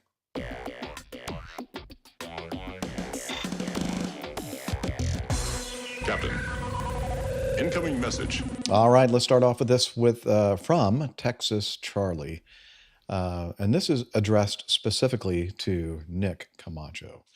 I flew commercial on Avenza DC-3s for much of my childhood in Venezuela and still consider it my favorite airliner. Flying low and slow, no pressurization, and the sound of those radial engines with their rhythmic thrumming vibrating my bones. I love to sit in the back with the flight attendant. Don't we all? I could feel every air pocket, sometimes even bouncing me out of my seat. I'd stay there until the air sickness kicked in and then return to the front to sit with my parents. When the nausea passed, I'd go back for another ride on the roller coaster. With Betsy's Biscuit Bomber coming up on 80 years old and the DC-3's 100th anniversary in 11 years, I'd like to know your real deep down feelings about the old girl, the good, the bad, and the little things only a pilot would understand. And finally, I'm sure you're familiar with the Basler BT-67 C-47 conversions with their Pratt & Whitney Canada PT-6A 67R turboprop engines and modern avionics, among other modernizations and improvements. Personally, I'm partial to the original, but the full overhaul is supposed to give her another 70 years, so I'm all for it. Imagine that, C-47s, well, at least mostly a C-47, still flying in the year 2100. Wow. So, Nick, open your heart and tell us all about Betsy. Adios, Texas Charlie. Now, Betsy is not the flight attendant sitting in the back of the airplane, is it? No. Could be. Betsy's Biscuit Bomber. So, okay. So now you have the floor, sir. Yeah. So, yeah, our airplane, Betsy, the airplane that I fly now, actually came off the line in April of 1944. So 80 years old was just last month. I put some pictures in here. I couldn't remember. I was asking Jeff before the show started. I couldn't remember if I talked about my C-47 experiences as a kid back when I first started on the show, but I actually have a deeper tie to this airplane than just working on Betsy's Biscuit Bomber. And the whole reason I got involved in that airplane is because when I was a kid, we were involved in a very similar operation or scenario where there was a C-47 up at a flying museum about 2 hours north of Wichita in Topeka, the state capital here in Kansas. And my dad was a radial engine mechanic in the Air Force, way back in the day. And when he went to work at Beach, there were a couple of guys that were involved in the C-47. And when they found out that he had radial engine maintenance experience, they were like, you gotta get involved with us. And so that's how he got into kind of warbird type of flying and C-47 specifically. And that was in the very early 80s. So he got involved in this airplane called Kilroy, November 710 Zulu, I think was the N number of it. And so he would drive up there and work on that airplane in the winters, and they'd fly it to air shows in the summers. And so as the kids came along, he actually stayed pretty involved in it. And my first flight on any airplane of any sort was when I was 10 months old, and it was on that airplane. Yep. So there's a picture up right now, and that's me. I'm probably 5 years old, maybe 4 years old. I don't know. Sitting on my dad's lap. So cute. What happened to you? And yeah, so he has in the logbook entry for my first flight. So I don't know it off the top of my head. I know it was in August of 87. So I was 10 months old. But yeah, this is the first airplane I flew on. Spent hundreds of hours as a kid just driving back and forth, because every trip was a 4-hour round trip. So a lot of times it'd be getting up super early on Saturday morning to head off so that we could be up there by 8 or 9 in the morning, work all day. There was there's a little convenience store called Larry's Shortstop that we would always stop at on the way out heading home, and then we'd drive 2 hours home. On the good weekends, we would stay at a hotel and get to work 2 days on the airplane. And then in the summers, we'd fly it to air shows all over the Midwest, Iowa, Nebraska, Missouri, Oklahoma. There's a picture of the side of the airplane. It's got kind of the infamous, that's my dad running the engines, and had kind of the infamous Kilroy is here graphic on the nose. And so that's why we called it Kilroy. Me and my brother were both, my brother's just a year younger than me. So we were both very, very involved through the whole time period. I remember that's a picture of my dad flying in an air show, flying through pyrotechnic smoke. It was one of my favorite pictures. We've got that on the wall. It almost looks like a painting to me. Yeah. Yep. I remember, man, we were little kids, so we'd get, we'd get handed off to all the museum support people when my dad would have to go fly. But yeah, there was speaking of bad weather, I remember like one of the vivid memories I have is we were flying the airplane. We flew the airplane up to Offutt Air Force Base in Nebraska. And I liked the Air Force. I liked I like going to like base air shows because they would oftentimes put us in like the BOQ versus just having a hotel. And that was just kind of a different experience for me as a little kid. But at that air show, I remember we were standing there with my dad, and he looks over, and they have like a show party in the evenings, and we look over, and the propeller on one of the engines on our airplane is turning, like they're trying to get it started. And my dad goes, "Oh, what's going on?" So he said, "You stay here," and he goes over, and it was a B-25 crew that was at the show, and there was bad weather coming in, and so they were trying to move all the airplanes, and they were like, "Okay, the B-25 crew has radial engine experience, so they can probably get this thing started." And so my dad got up there, and he got the airplane started, and they taxied that airplane over, and they taxied the airplane, engines running, into a tanker nose bay to get it out of the weather. And then the next morning, because they didn't have any support crew, we had to get, or support equipment, we had to get like 20 people to push this airplane out of the hangar because they had just driven it nose first into this hangar. Wow. So yeah, I've got tons of C-47 memories. Unfortunately, with that airplane in 1995, the museum kind of unilaterally decided to end their flying operations for a number of reasons, but mainly, financial and insurance reasons. They just thought they were exposing themselves to too much liability, I guess. So yeah, the airplane is just sitting there. We've visited it a handful of times in the last decade or so. But yeah, it was a pretty cool time. We had a T-28, a T-6, a de Havilland Beaver in Army colors, an S2 Tracker, and then the C-47. And so we'd fly all those airplanes to air shows and kind of show up as this whole little flying circus. It was a lot of fun. So that C-47 is still up there in Topeka, just waiting for somebody to give it some TLC and get it flying again. Okay, cool. And it's been 30 years now, so it'd be a lot of TLC. But yeah, that is my dad. Yep. So that's a picture when he's in the military. His first. That's a great collection of pictures, family pictures, Nick. Yeah. What a childhood you had. You lucky dog. Yeah.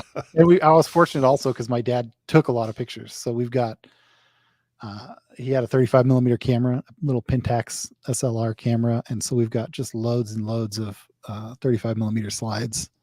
Nice. Of all these memories. So that's my personal experience with the C-47. And then obviously I've talked about, Betsy's Biscuit Bomber, but it was completely happenstance that we showed up. I was going to school in San Luis Obispo, which is about half an hour south of Paso Robles, where that airplane is based. And I can't even remember what caused my dad and I to be up at the airport in Paso Robles, but we were up there doing something. And we may have been just going to the Warbird Museum because it was a Warbird Museum. And we showed up, and Glenn Thompson, the guy who kind of financed a lot of the initial effort to get that C-47 down to Paso and get it into the museum, was out there, I think by himself, just working on the airplane.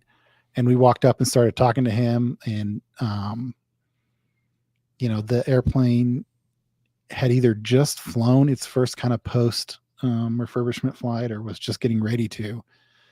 And and he, my dad was like, oh, I live in Kansas, but I've got all this C-47 experience. My son goes to school out here, and he's interested also. And Glenn was like, pick up a wrench. We'd love to have you get involved. And Gary Carippo is another guy who unfortunately just passed away here a few months ago, but he was another museum member.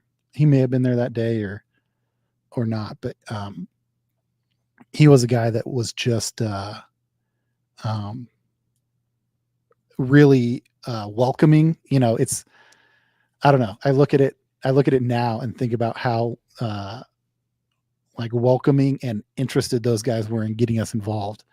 And that was pretty fortunate because it wasn't, as I was still a student then, like I said, it was only a half hour compared to 2 hours we used to drive when I was a kid, but it wasn't super convenient. So I could see a scenario where if it would have been challenging for me to kind of get into the fold of things, it may not have worked out. But those guys were just so interested in getting people involved and having the help that we immediately got, Dad and I both immediately got kind of ingrained in the group. Yeah. So that was great. Right place at the right time. Yep. Exactly. And then, brilliant. In terms of just the airplane itself, I think that it is, it's kind of a unique, that airframe has kind of hit a unique sweet spot where it, it was such a monumental leap from what came before it to the DC-3 or C-47. And it just represents such an important milestone in aviation. But at the same time, it is still, I hesitate to say simple enough because it's not a simple airplane, but it is manageable and maintainable to the point where a normal group of guys can operate one. Like the expenses are still fairly high, but in terms of how the airplane operates, being, all like control cables, fabric covered surfaces, it's an airplane that I think, like, for the rest of time, given the appropriate stewardship, they'll be able to be around forever, right? Like you look at there are other important airplanes that just will never see fly again, or very rarely see fly again. like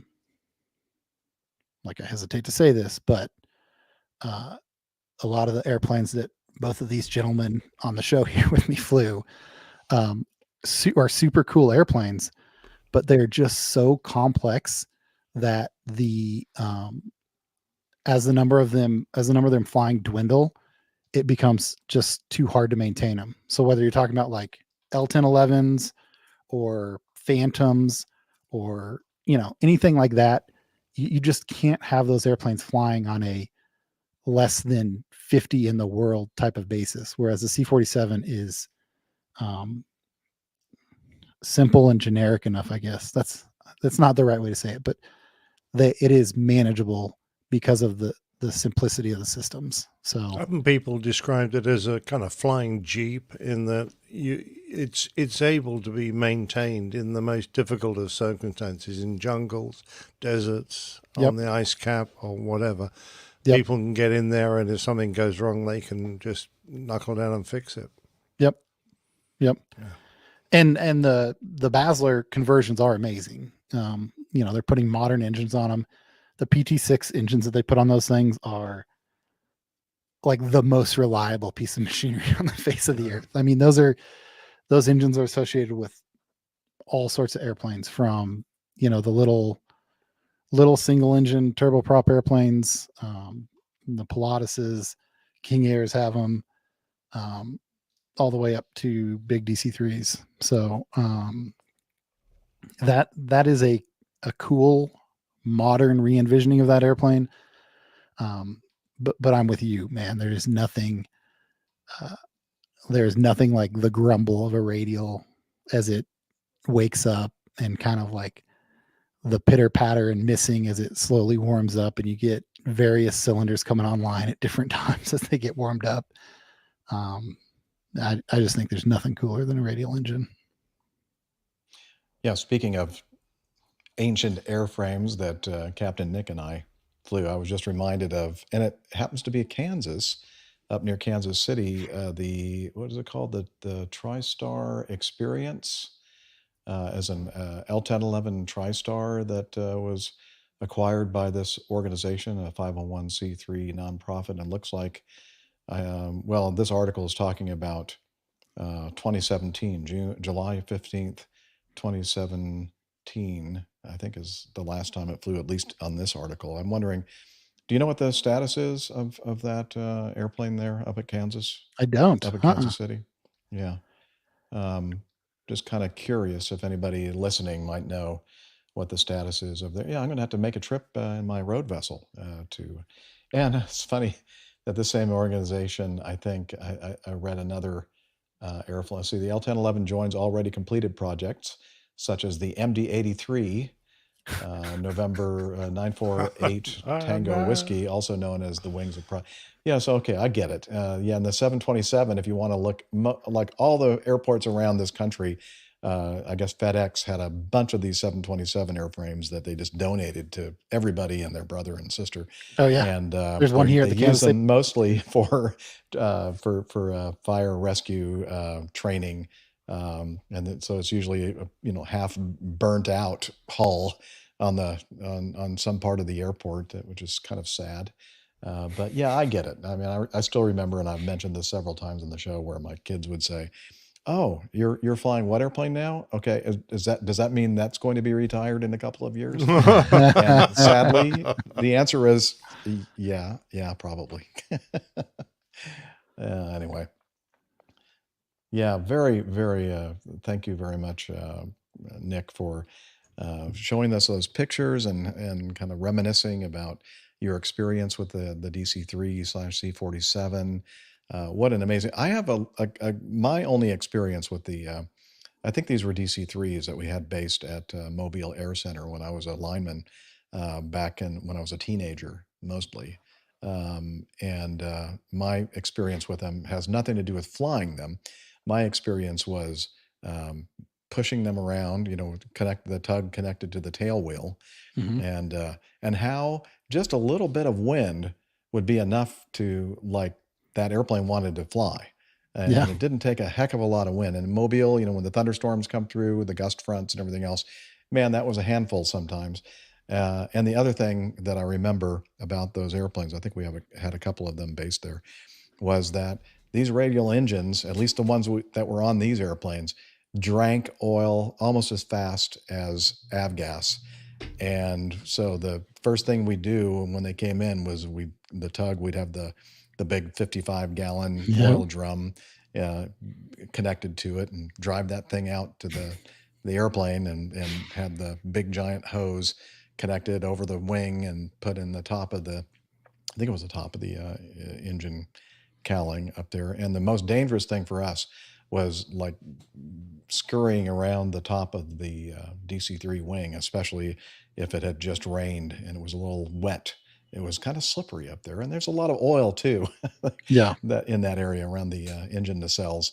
And so I remember a few times having some pretty interesting moments on top of the DC-3/C-47 wings.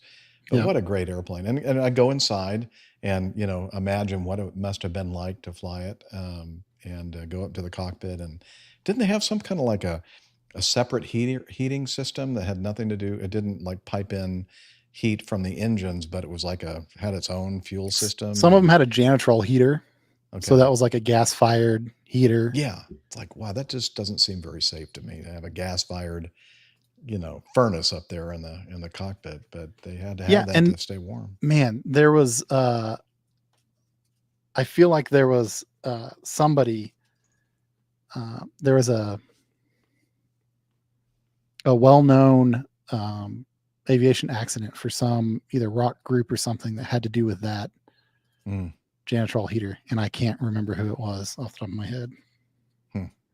But I agree with you. Those crashes. I agree with you. There's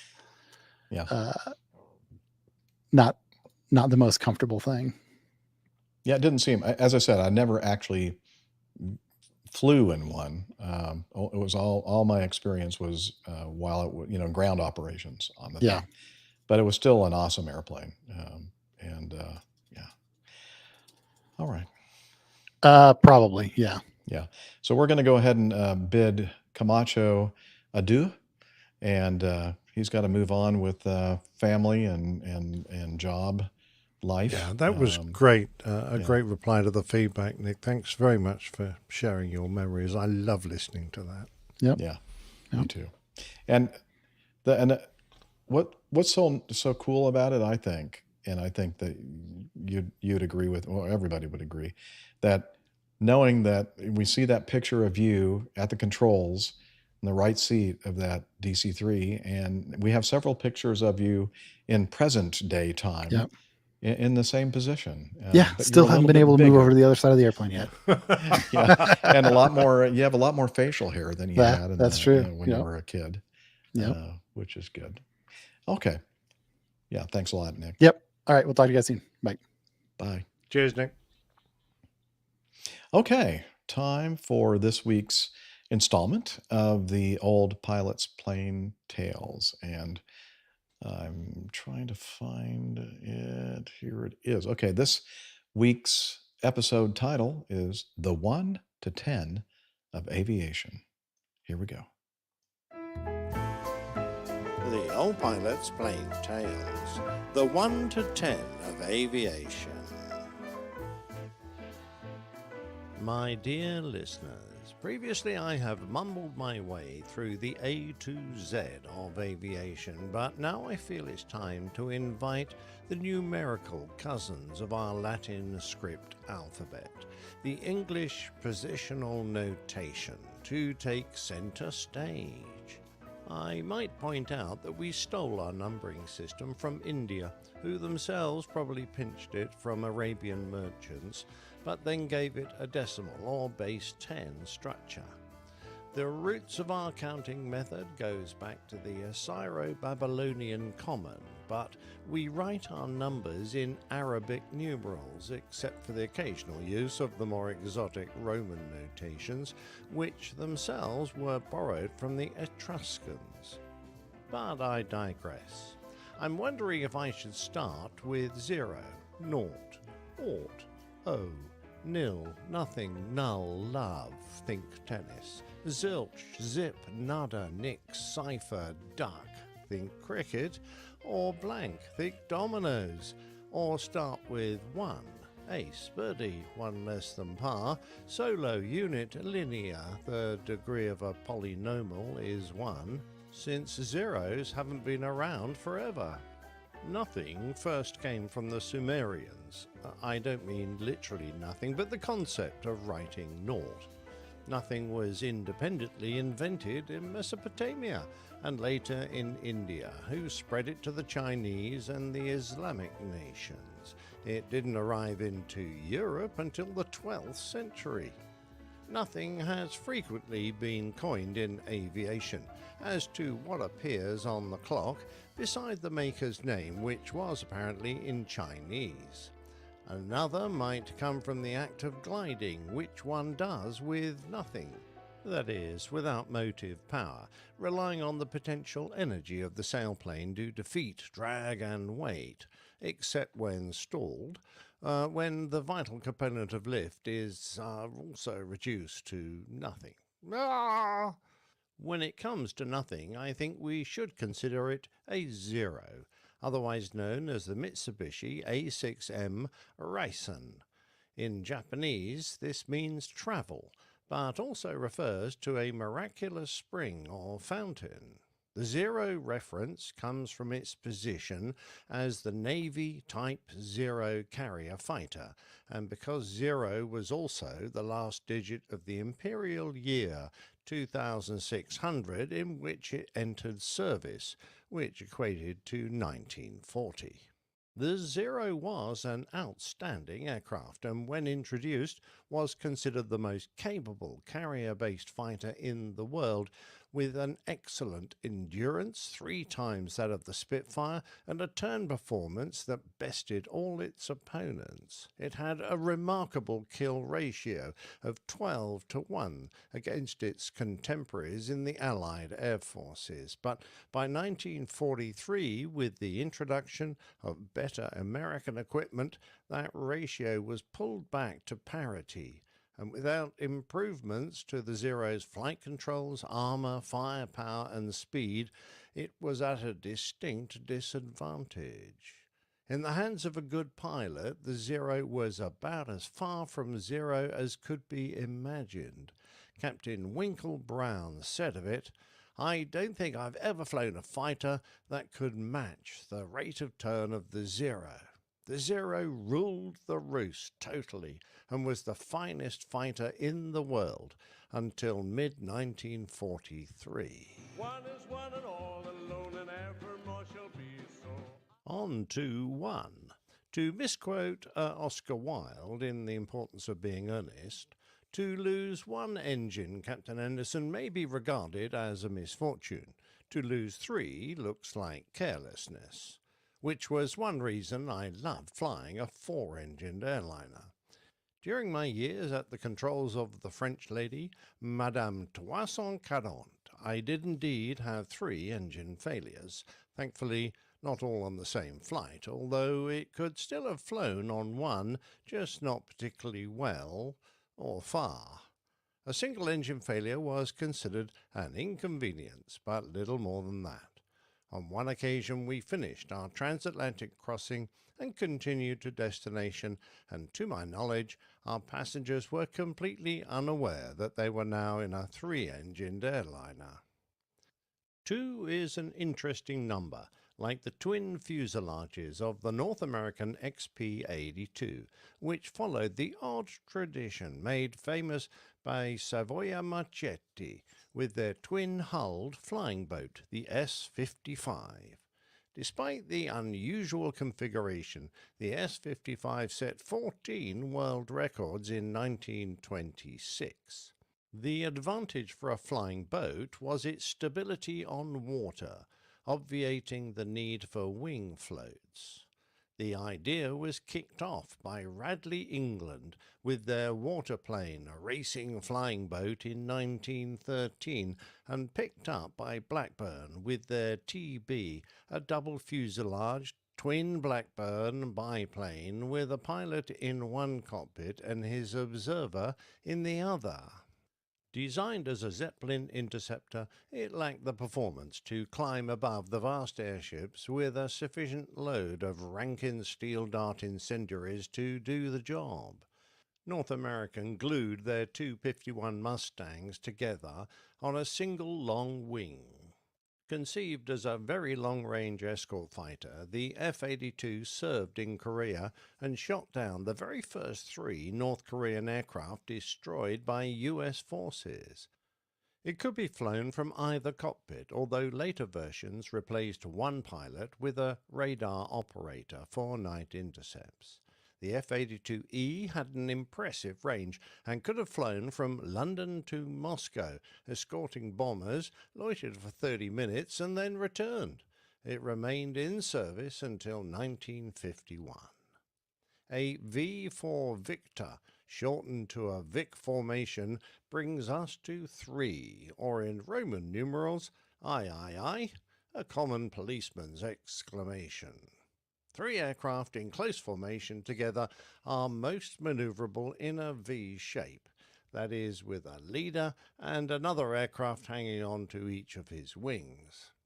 The 3 pilots could see each other, stay together in poor weather, and easily communicate by hand signals. It was the standard formation of most air forces in the interwar period.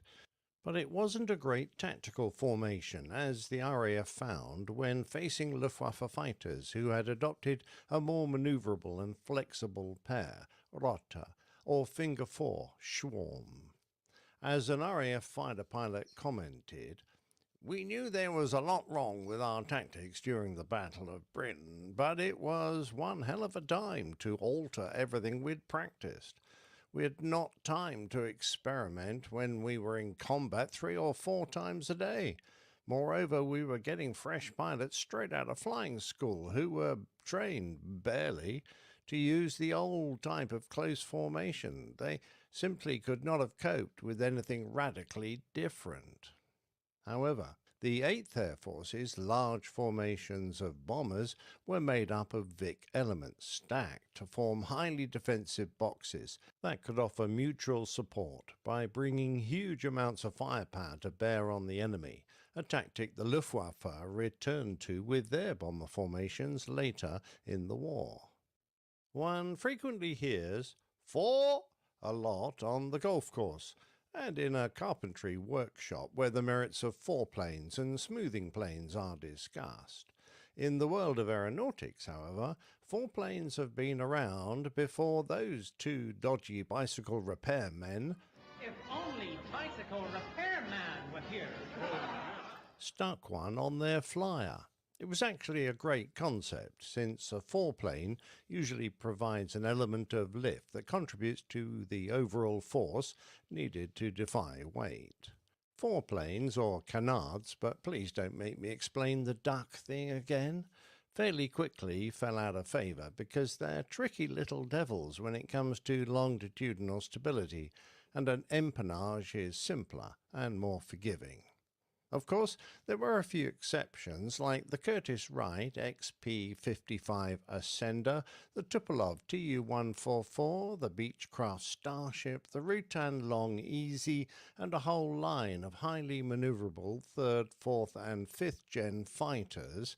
But one that encompasses many clever design features is the Piaggio Avanti Evo, a very fast civilian twin-prop that utilizes a foreplane to counter the rear wing position, leaving the cabin area free of wing spars. It holds the fastest U.S. transcontinental turboprop speed record, beating Chuck Yeager's efforts, with a time 8 minutes and 8 seconds, under 4 hours. Fife is the kingdom in Scotland, where I spent many happy years flying the Phantom from RAF Lucas and golfing amongst the sand dunes of the old course on St Andrews Links, just over the estuary of the Tay River, from the hardened aircraft shelters of Treble One Squadron. To the purists in aviation amongst you, Fife is also the correct way to pronounce the number 5, apparently to keep from confusing it with the word fire. Other changes to numerical pronunciation occurred to prevent upsetting the Germans. So 9 is niner and not nine, and 3 is said like tree to avoid it from sounding like Sri, a respectful title to prefix the name of a man in Hindi. Regardless of how it's spoken, 5 is the correct number of officers required to person the flight deck of a suitably equipped airliner that flew in the golden age of air transport. The captain, of course, spent his time brushing his moustache and hobnobbing with the pretty actresses of stage and screen and smoking cigars with the heads of industry and government officials who, apart from royalty, were about the only people who could afford to fly. During the many night stops on a long journey, he would entertain by inviting the most delectable of his passengers to dine with him at the captain's table. That would, of course, be groaning under the weight of the wonderful cuisine and fine wines on show. The first officer did most of the work, keeping his crew beavering away whilst hand-flying the big machine on the hours of boring bits, waiting for the captain to don his white gloves and take control for the landing. The flight engineer did all the difficult tasks, like keeping the 4 mechanical marvels of pushrods, tappets and valves clattering and bellowing away by carefully monitoring row upon row of temperature, pressure and revolution gauges, whilst fine-tuning the many mixture and throttle levers.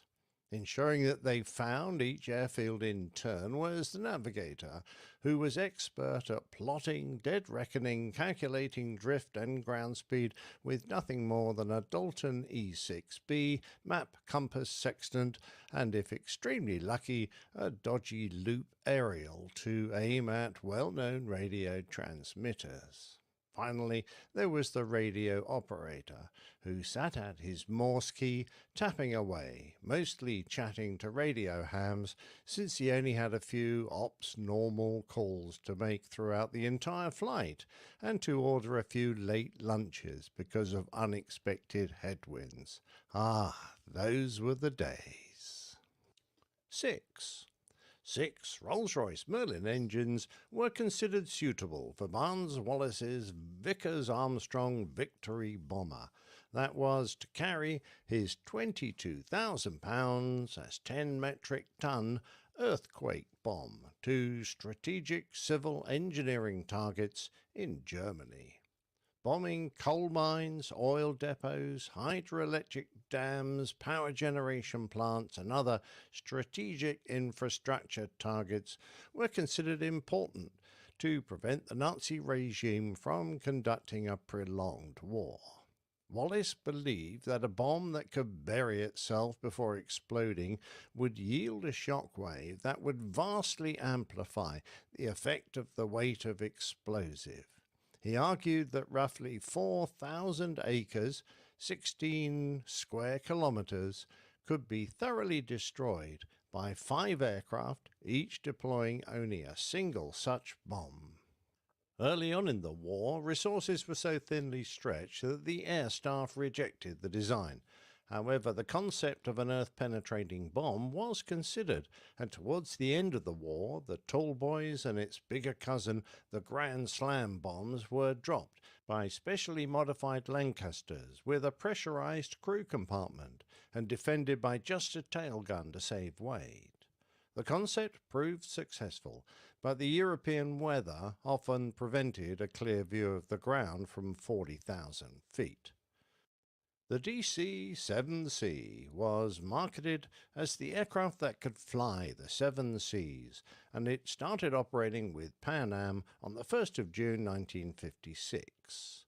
It went on to fly non-stop routes across the United States as well as transatlantic, trans-Pacific, and even Great Circle routes over the North Pole. Lockheed was forced to play catch-up and finally developed the L-1649A Starliner, but ended up with Wright R-3350s and was slightly slower than the 7Cs, although it had greater range. It was introduced too late for substantial orders, and Lockheed lost a lot of money on the project. The 7C was a derivative of the successful 4-engine DC-6 with extended range capability. Indeed, it could fly London to Johannesburg non-stop. It had more power and capacity. It sold well within the United States and to some European carriers as well, but sales were cut short by the arrival of the first jetliners, particularly the Boeing 707 and the DC-8. Talking of 8s, Ball's 8 was a Boeing RB-52B Stratofortress and used by NASA for almost half a century. It operated as a flying launch pad for the North American X-15 hypersonic aircraft and launched the first winged aircraft to reach Mach 1, Mach 2, 3, and 4. From its launch height of around 9 miles above the desert, it would transfer propellants, gases, and power to the experimental aircraft it carried, which would go on to climb to more than 364,000 feet above the Earth, earning 5 pilots their astronaut wings. The right wing of Ball's 8 was reinforced to carry the X-15's weight of over 50,000 pounds, 22.6 metric tons, on a pylon, which it did so for 106 launches. Time and again, NASA wanted to retire Ball's 8, but program after program demanded the unique capabilities of this aged airframe to ensure its survival. On its final mission, it launched a Hyper-X supersonic ramjet that reached a speed of Mach 9.6. It's now preserved for posterity at Edwards Air Force Base. There are plenty of 9s, but in my book, or podcast I should say, I just have to mention a Diamond 9, and my mind goes to the Red Arrows. Better known in my household as the Dead Sparrows, they are officially the Royal Air Force Aerobatics Team. Their badge shows their trademark Diamond 9 with their motto, often mistaken for a long cream cake in choux pastry and covered with chocolate, and it's gone in a flash of bright light. Eclat. The Reds formed with the fabled Folland Gnat, the RAF's fast jet trainer of the time, in which they flew 1,292 displays, and they now fly the BAE Systems Hawk T1 trainer. The Reds have survived a number of incidents and crashes, some of which resulting in deaths and misconduct inquiries, but they still invoke pride in the nation's heart and respect from air forces around the world. Red 10 is the bloke who trails around after the 9 red arrows with the spare aircraft and then cracks into a microphone whilst eyeing up the local talent.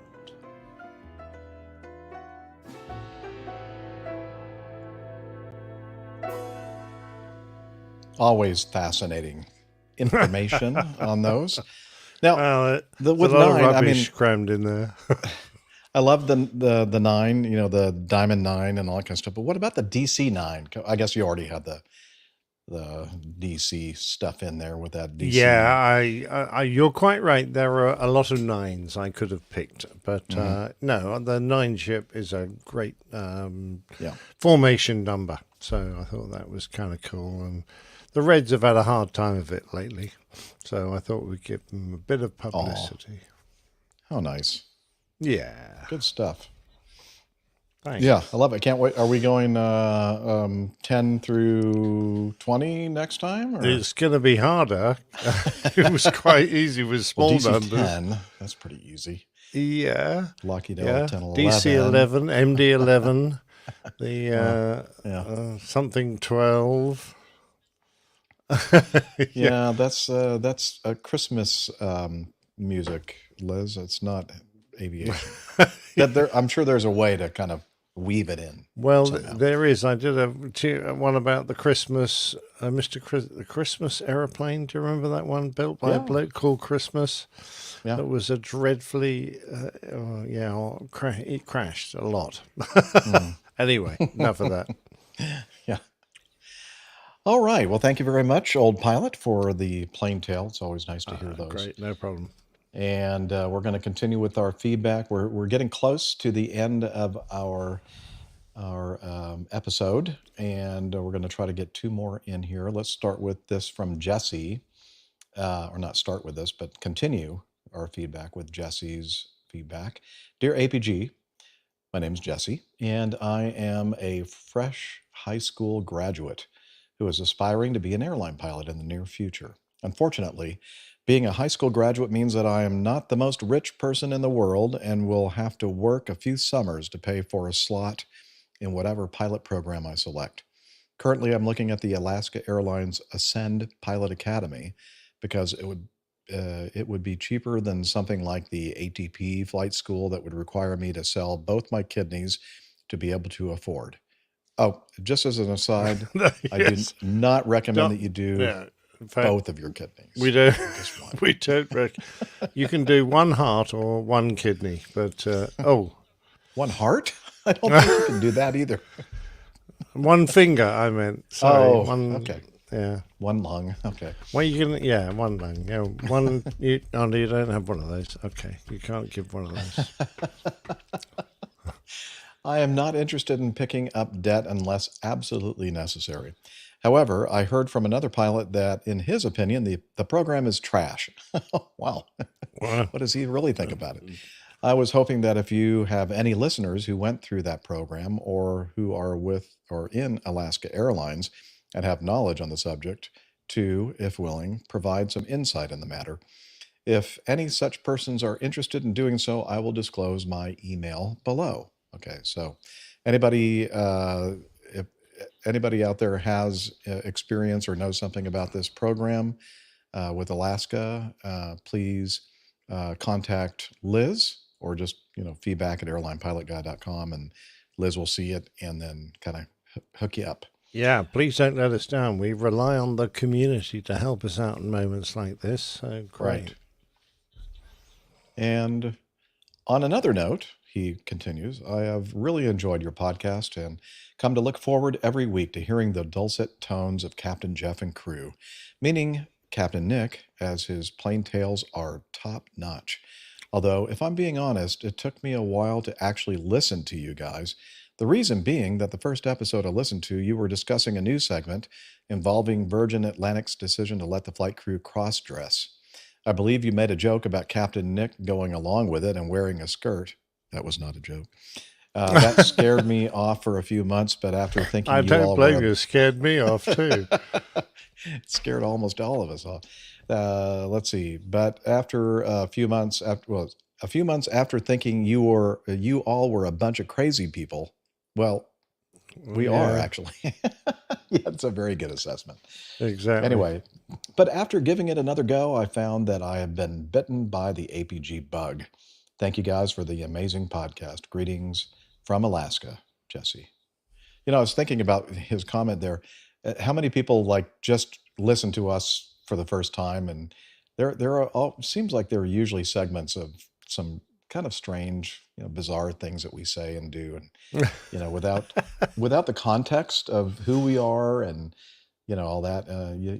You have to give every podcast more than one go, I'd say, before you start really picking up the flavor of it. Yep. Yeah. Or the smell of it. Or the smell. Sometimes not brilliant. The stench. Boy, that's bad stuff.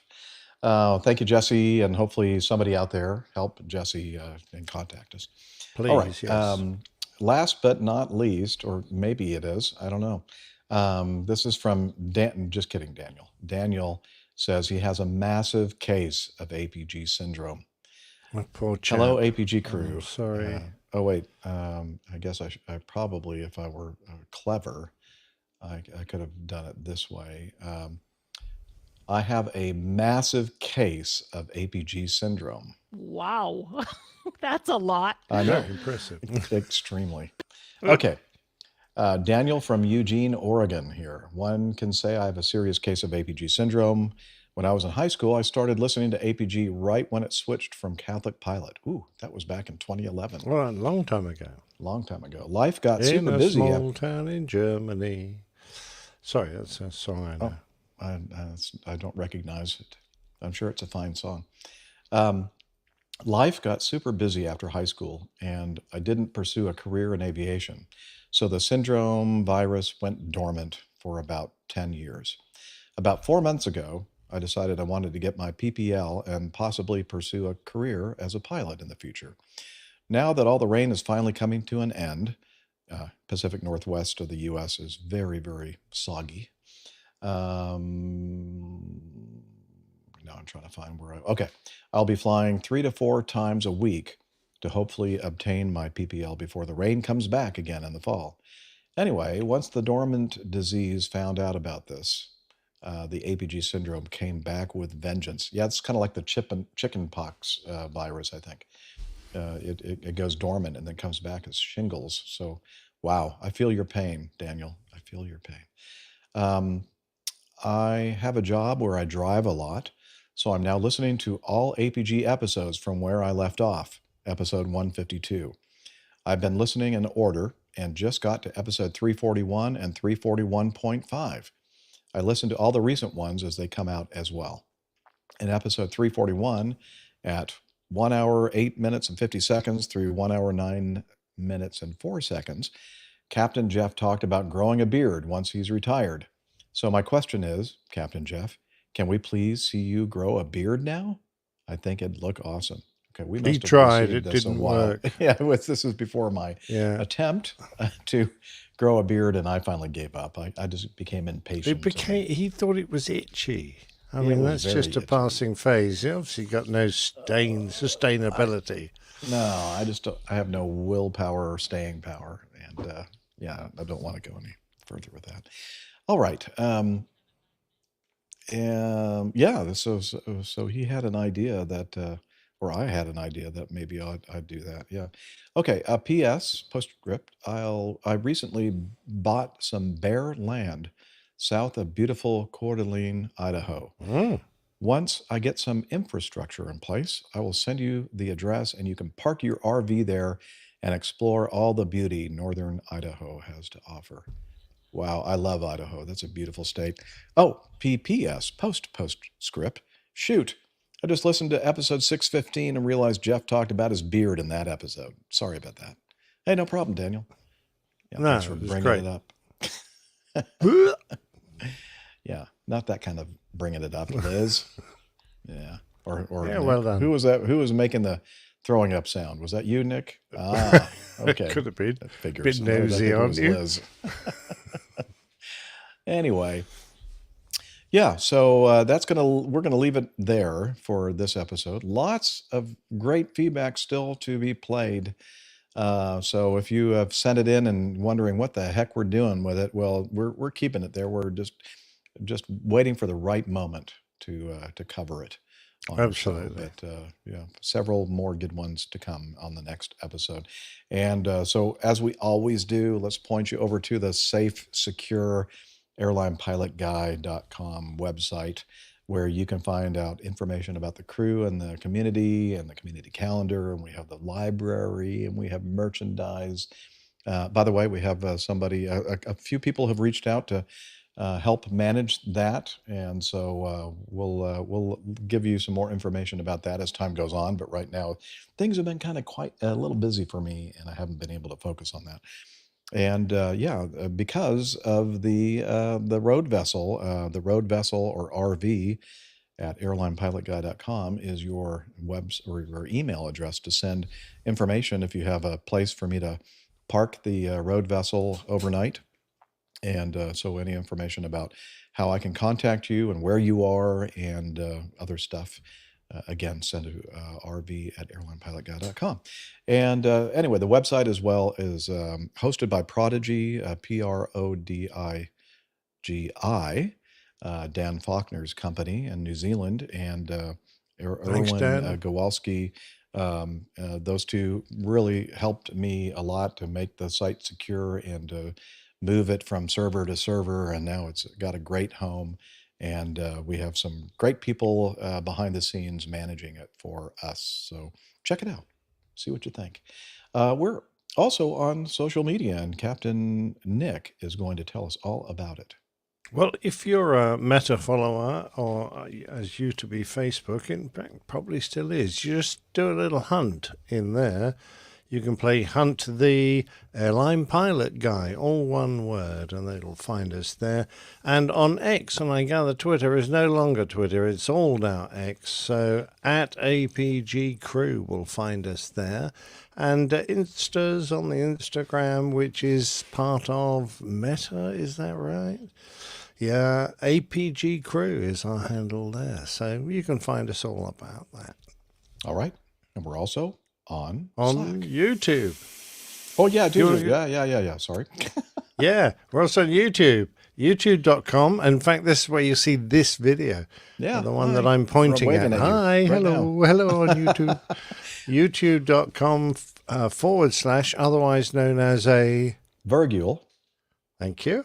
Airline Pilot Guy. That's the one. Go find us. Yeah, please do. And as I was about to say, we have another thing called Slack that someone manages for us. Hello? Can you tell us about Slack? Okay, but I'm dripping wet. All right, here we go. Tell us all about it. APG listeners, please join us on our Slack team. Slack is a communication, coordination, and sharing platform that works on your mobile, laptop, or browser. On Slack, we share news and ideas. We suggest episode and Plain Tales topics.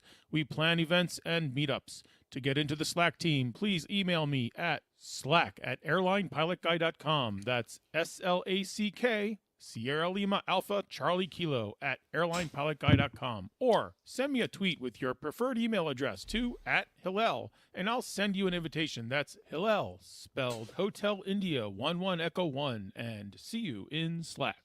Thanks a lot, Hillel. Jeff? What? If I could walk over there, I wouldn't need the talcum powder. Oh. Okay. I probably should have played that before he did his spiel about Slack. Oh, well. Live and learn. Live and learn. Sorry, I keep bumping my microphone. My bad. Hey, we also have somebody to thank, and that, of course, is the awesome well Liz done. Thank you, Piper, Liz. the My pleasure. owner of the brand new... The newest Ford ever nude. Yeah. The nude Ford. Nude Ford. Yeah, I won't be doing any nude driving or topless driving. No, Oh, that's a shame. Steffi's thing. Yeah, Steffi loves a topless driving. Yeah. Does that Anyway. thing have a moonroof or It does, sunroof? yeah. I Not thought it like- So you looked a can little bit stick your different. bum out there, a moonroof. Yeah. Yes. That would be interesting while I was driving. Yeah, how would you do that? I'll just stick Poppy up there. Yeah, just put it on autopilot, There we and go. you can do whatever you want, right? Anyway, my pleasure. Great show, you guys. Well, thanks, Thanks. Liz. All due to all of your hard work behind the scenes. We do appreciate that. And we do appreciate all of you listening and telling Oh, everybody about 100%. us. And we like to thank our audience, our live audience. You should check it out sometime. I think Great you'd fun. really enjoy it. Great to see everybody. Thanks Yeah, very it much. is. Great for hanging with us. Two-parter this week. So, we've had not a big turnout for the first part on Monday. It was kind of a last minute kind It of was. thing. It was. But we, anyway, we always appreciate any time anybody shows up to watch us record this thing live. And yeah, so I think that's about it for this episode. Let's wrap it up and say, wishing you all clear skies, unlimited visibility, and tailwinds. Talons, Douglas. Bye, everybody. See you next time. Okay. Okay. That was good. Oh, the Recorder wind off, changed. Jeff. I'm stuck here now. Oh, no. Huh? I don't know. Oh, didn't your mother ever tell you that? When you No. pull faces, she said, yes. if the wind changes, you'll stay like that. Well, if you cross your eyes, they're going to stick. That's like what I that, always too. Yeah. heard. Oh, right. Don't Okay. cross your eyes. They'll stay Now, like that. titles. Oh, there's Nigel Demery. Hello, Hey, Nigel. Oh, Dembum. Hello, mate. We played your first video last episode. Yeah. Yes, and we then did. I think we've received the part 2. I haven't watched it yet, but didn't he send another one? I haven't seen I it, saw but- a still. I haven't seen the video yet. Okay. I think you did, Nige. If not, we'll send it then. Yeah. Okay, Pull here your are my- finger out. I know here he's are- got the Pegasus Bridge, so that's the good bit. Here are my Yeah. possible titles. All right. Okay. Yep. The Last Ace. I don't know if you wanted to do something that serious, but The Last Ace. Love Affair with Betsy. That was Camacho. Okay. And Crazy People. That's us. Crazy People. We is crazy We people. as crazy people. How about Betsy's sitting on my hand in the back of the DC-3? Well, No, I that's- don't think we're doing that. That's all I had. Sorry, just those 3. Oh, the video is in WhatsApp for Nick only. So you have not seen it, Jeff, but Nick apparently has it. So he's...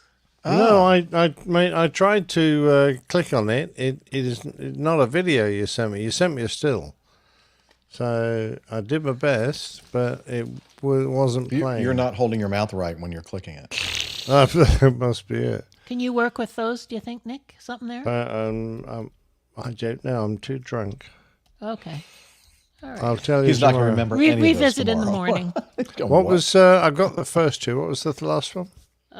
Crazy people. You know, we're talking about that the APG crew are crazy people. So crazy people. Okay.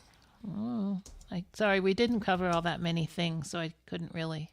What from the first? There must be something from Steph's bit.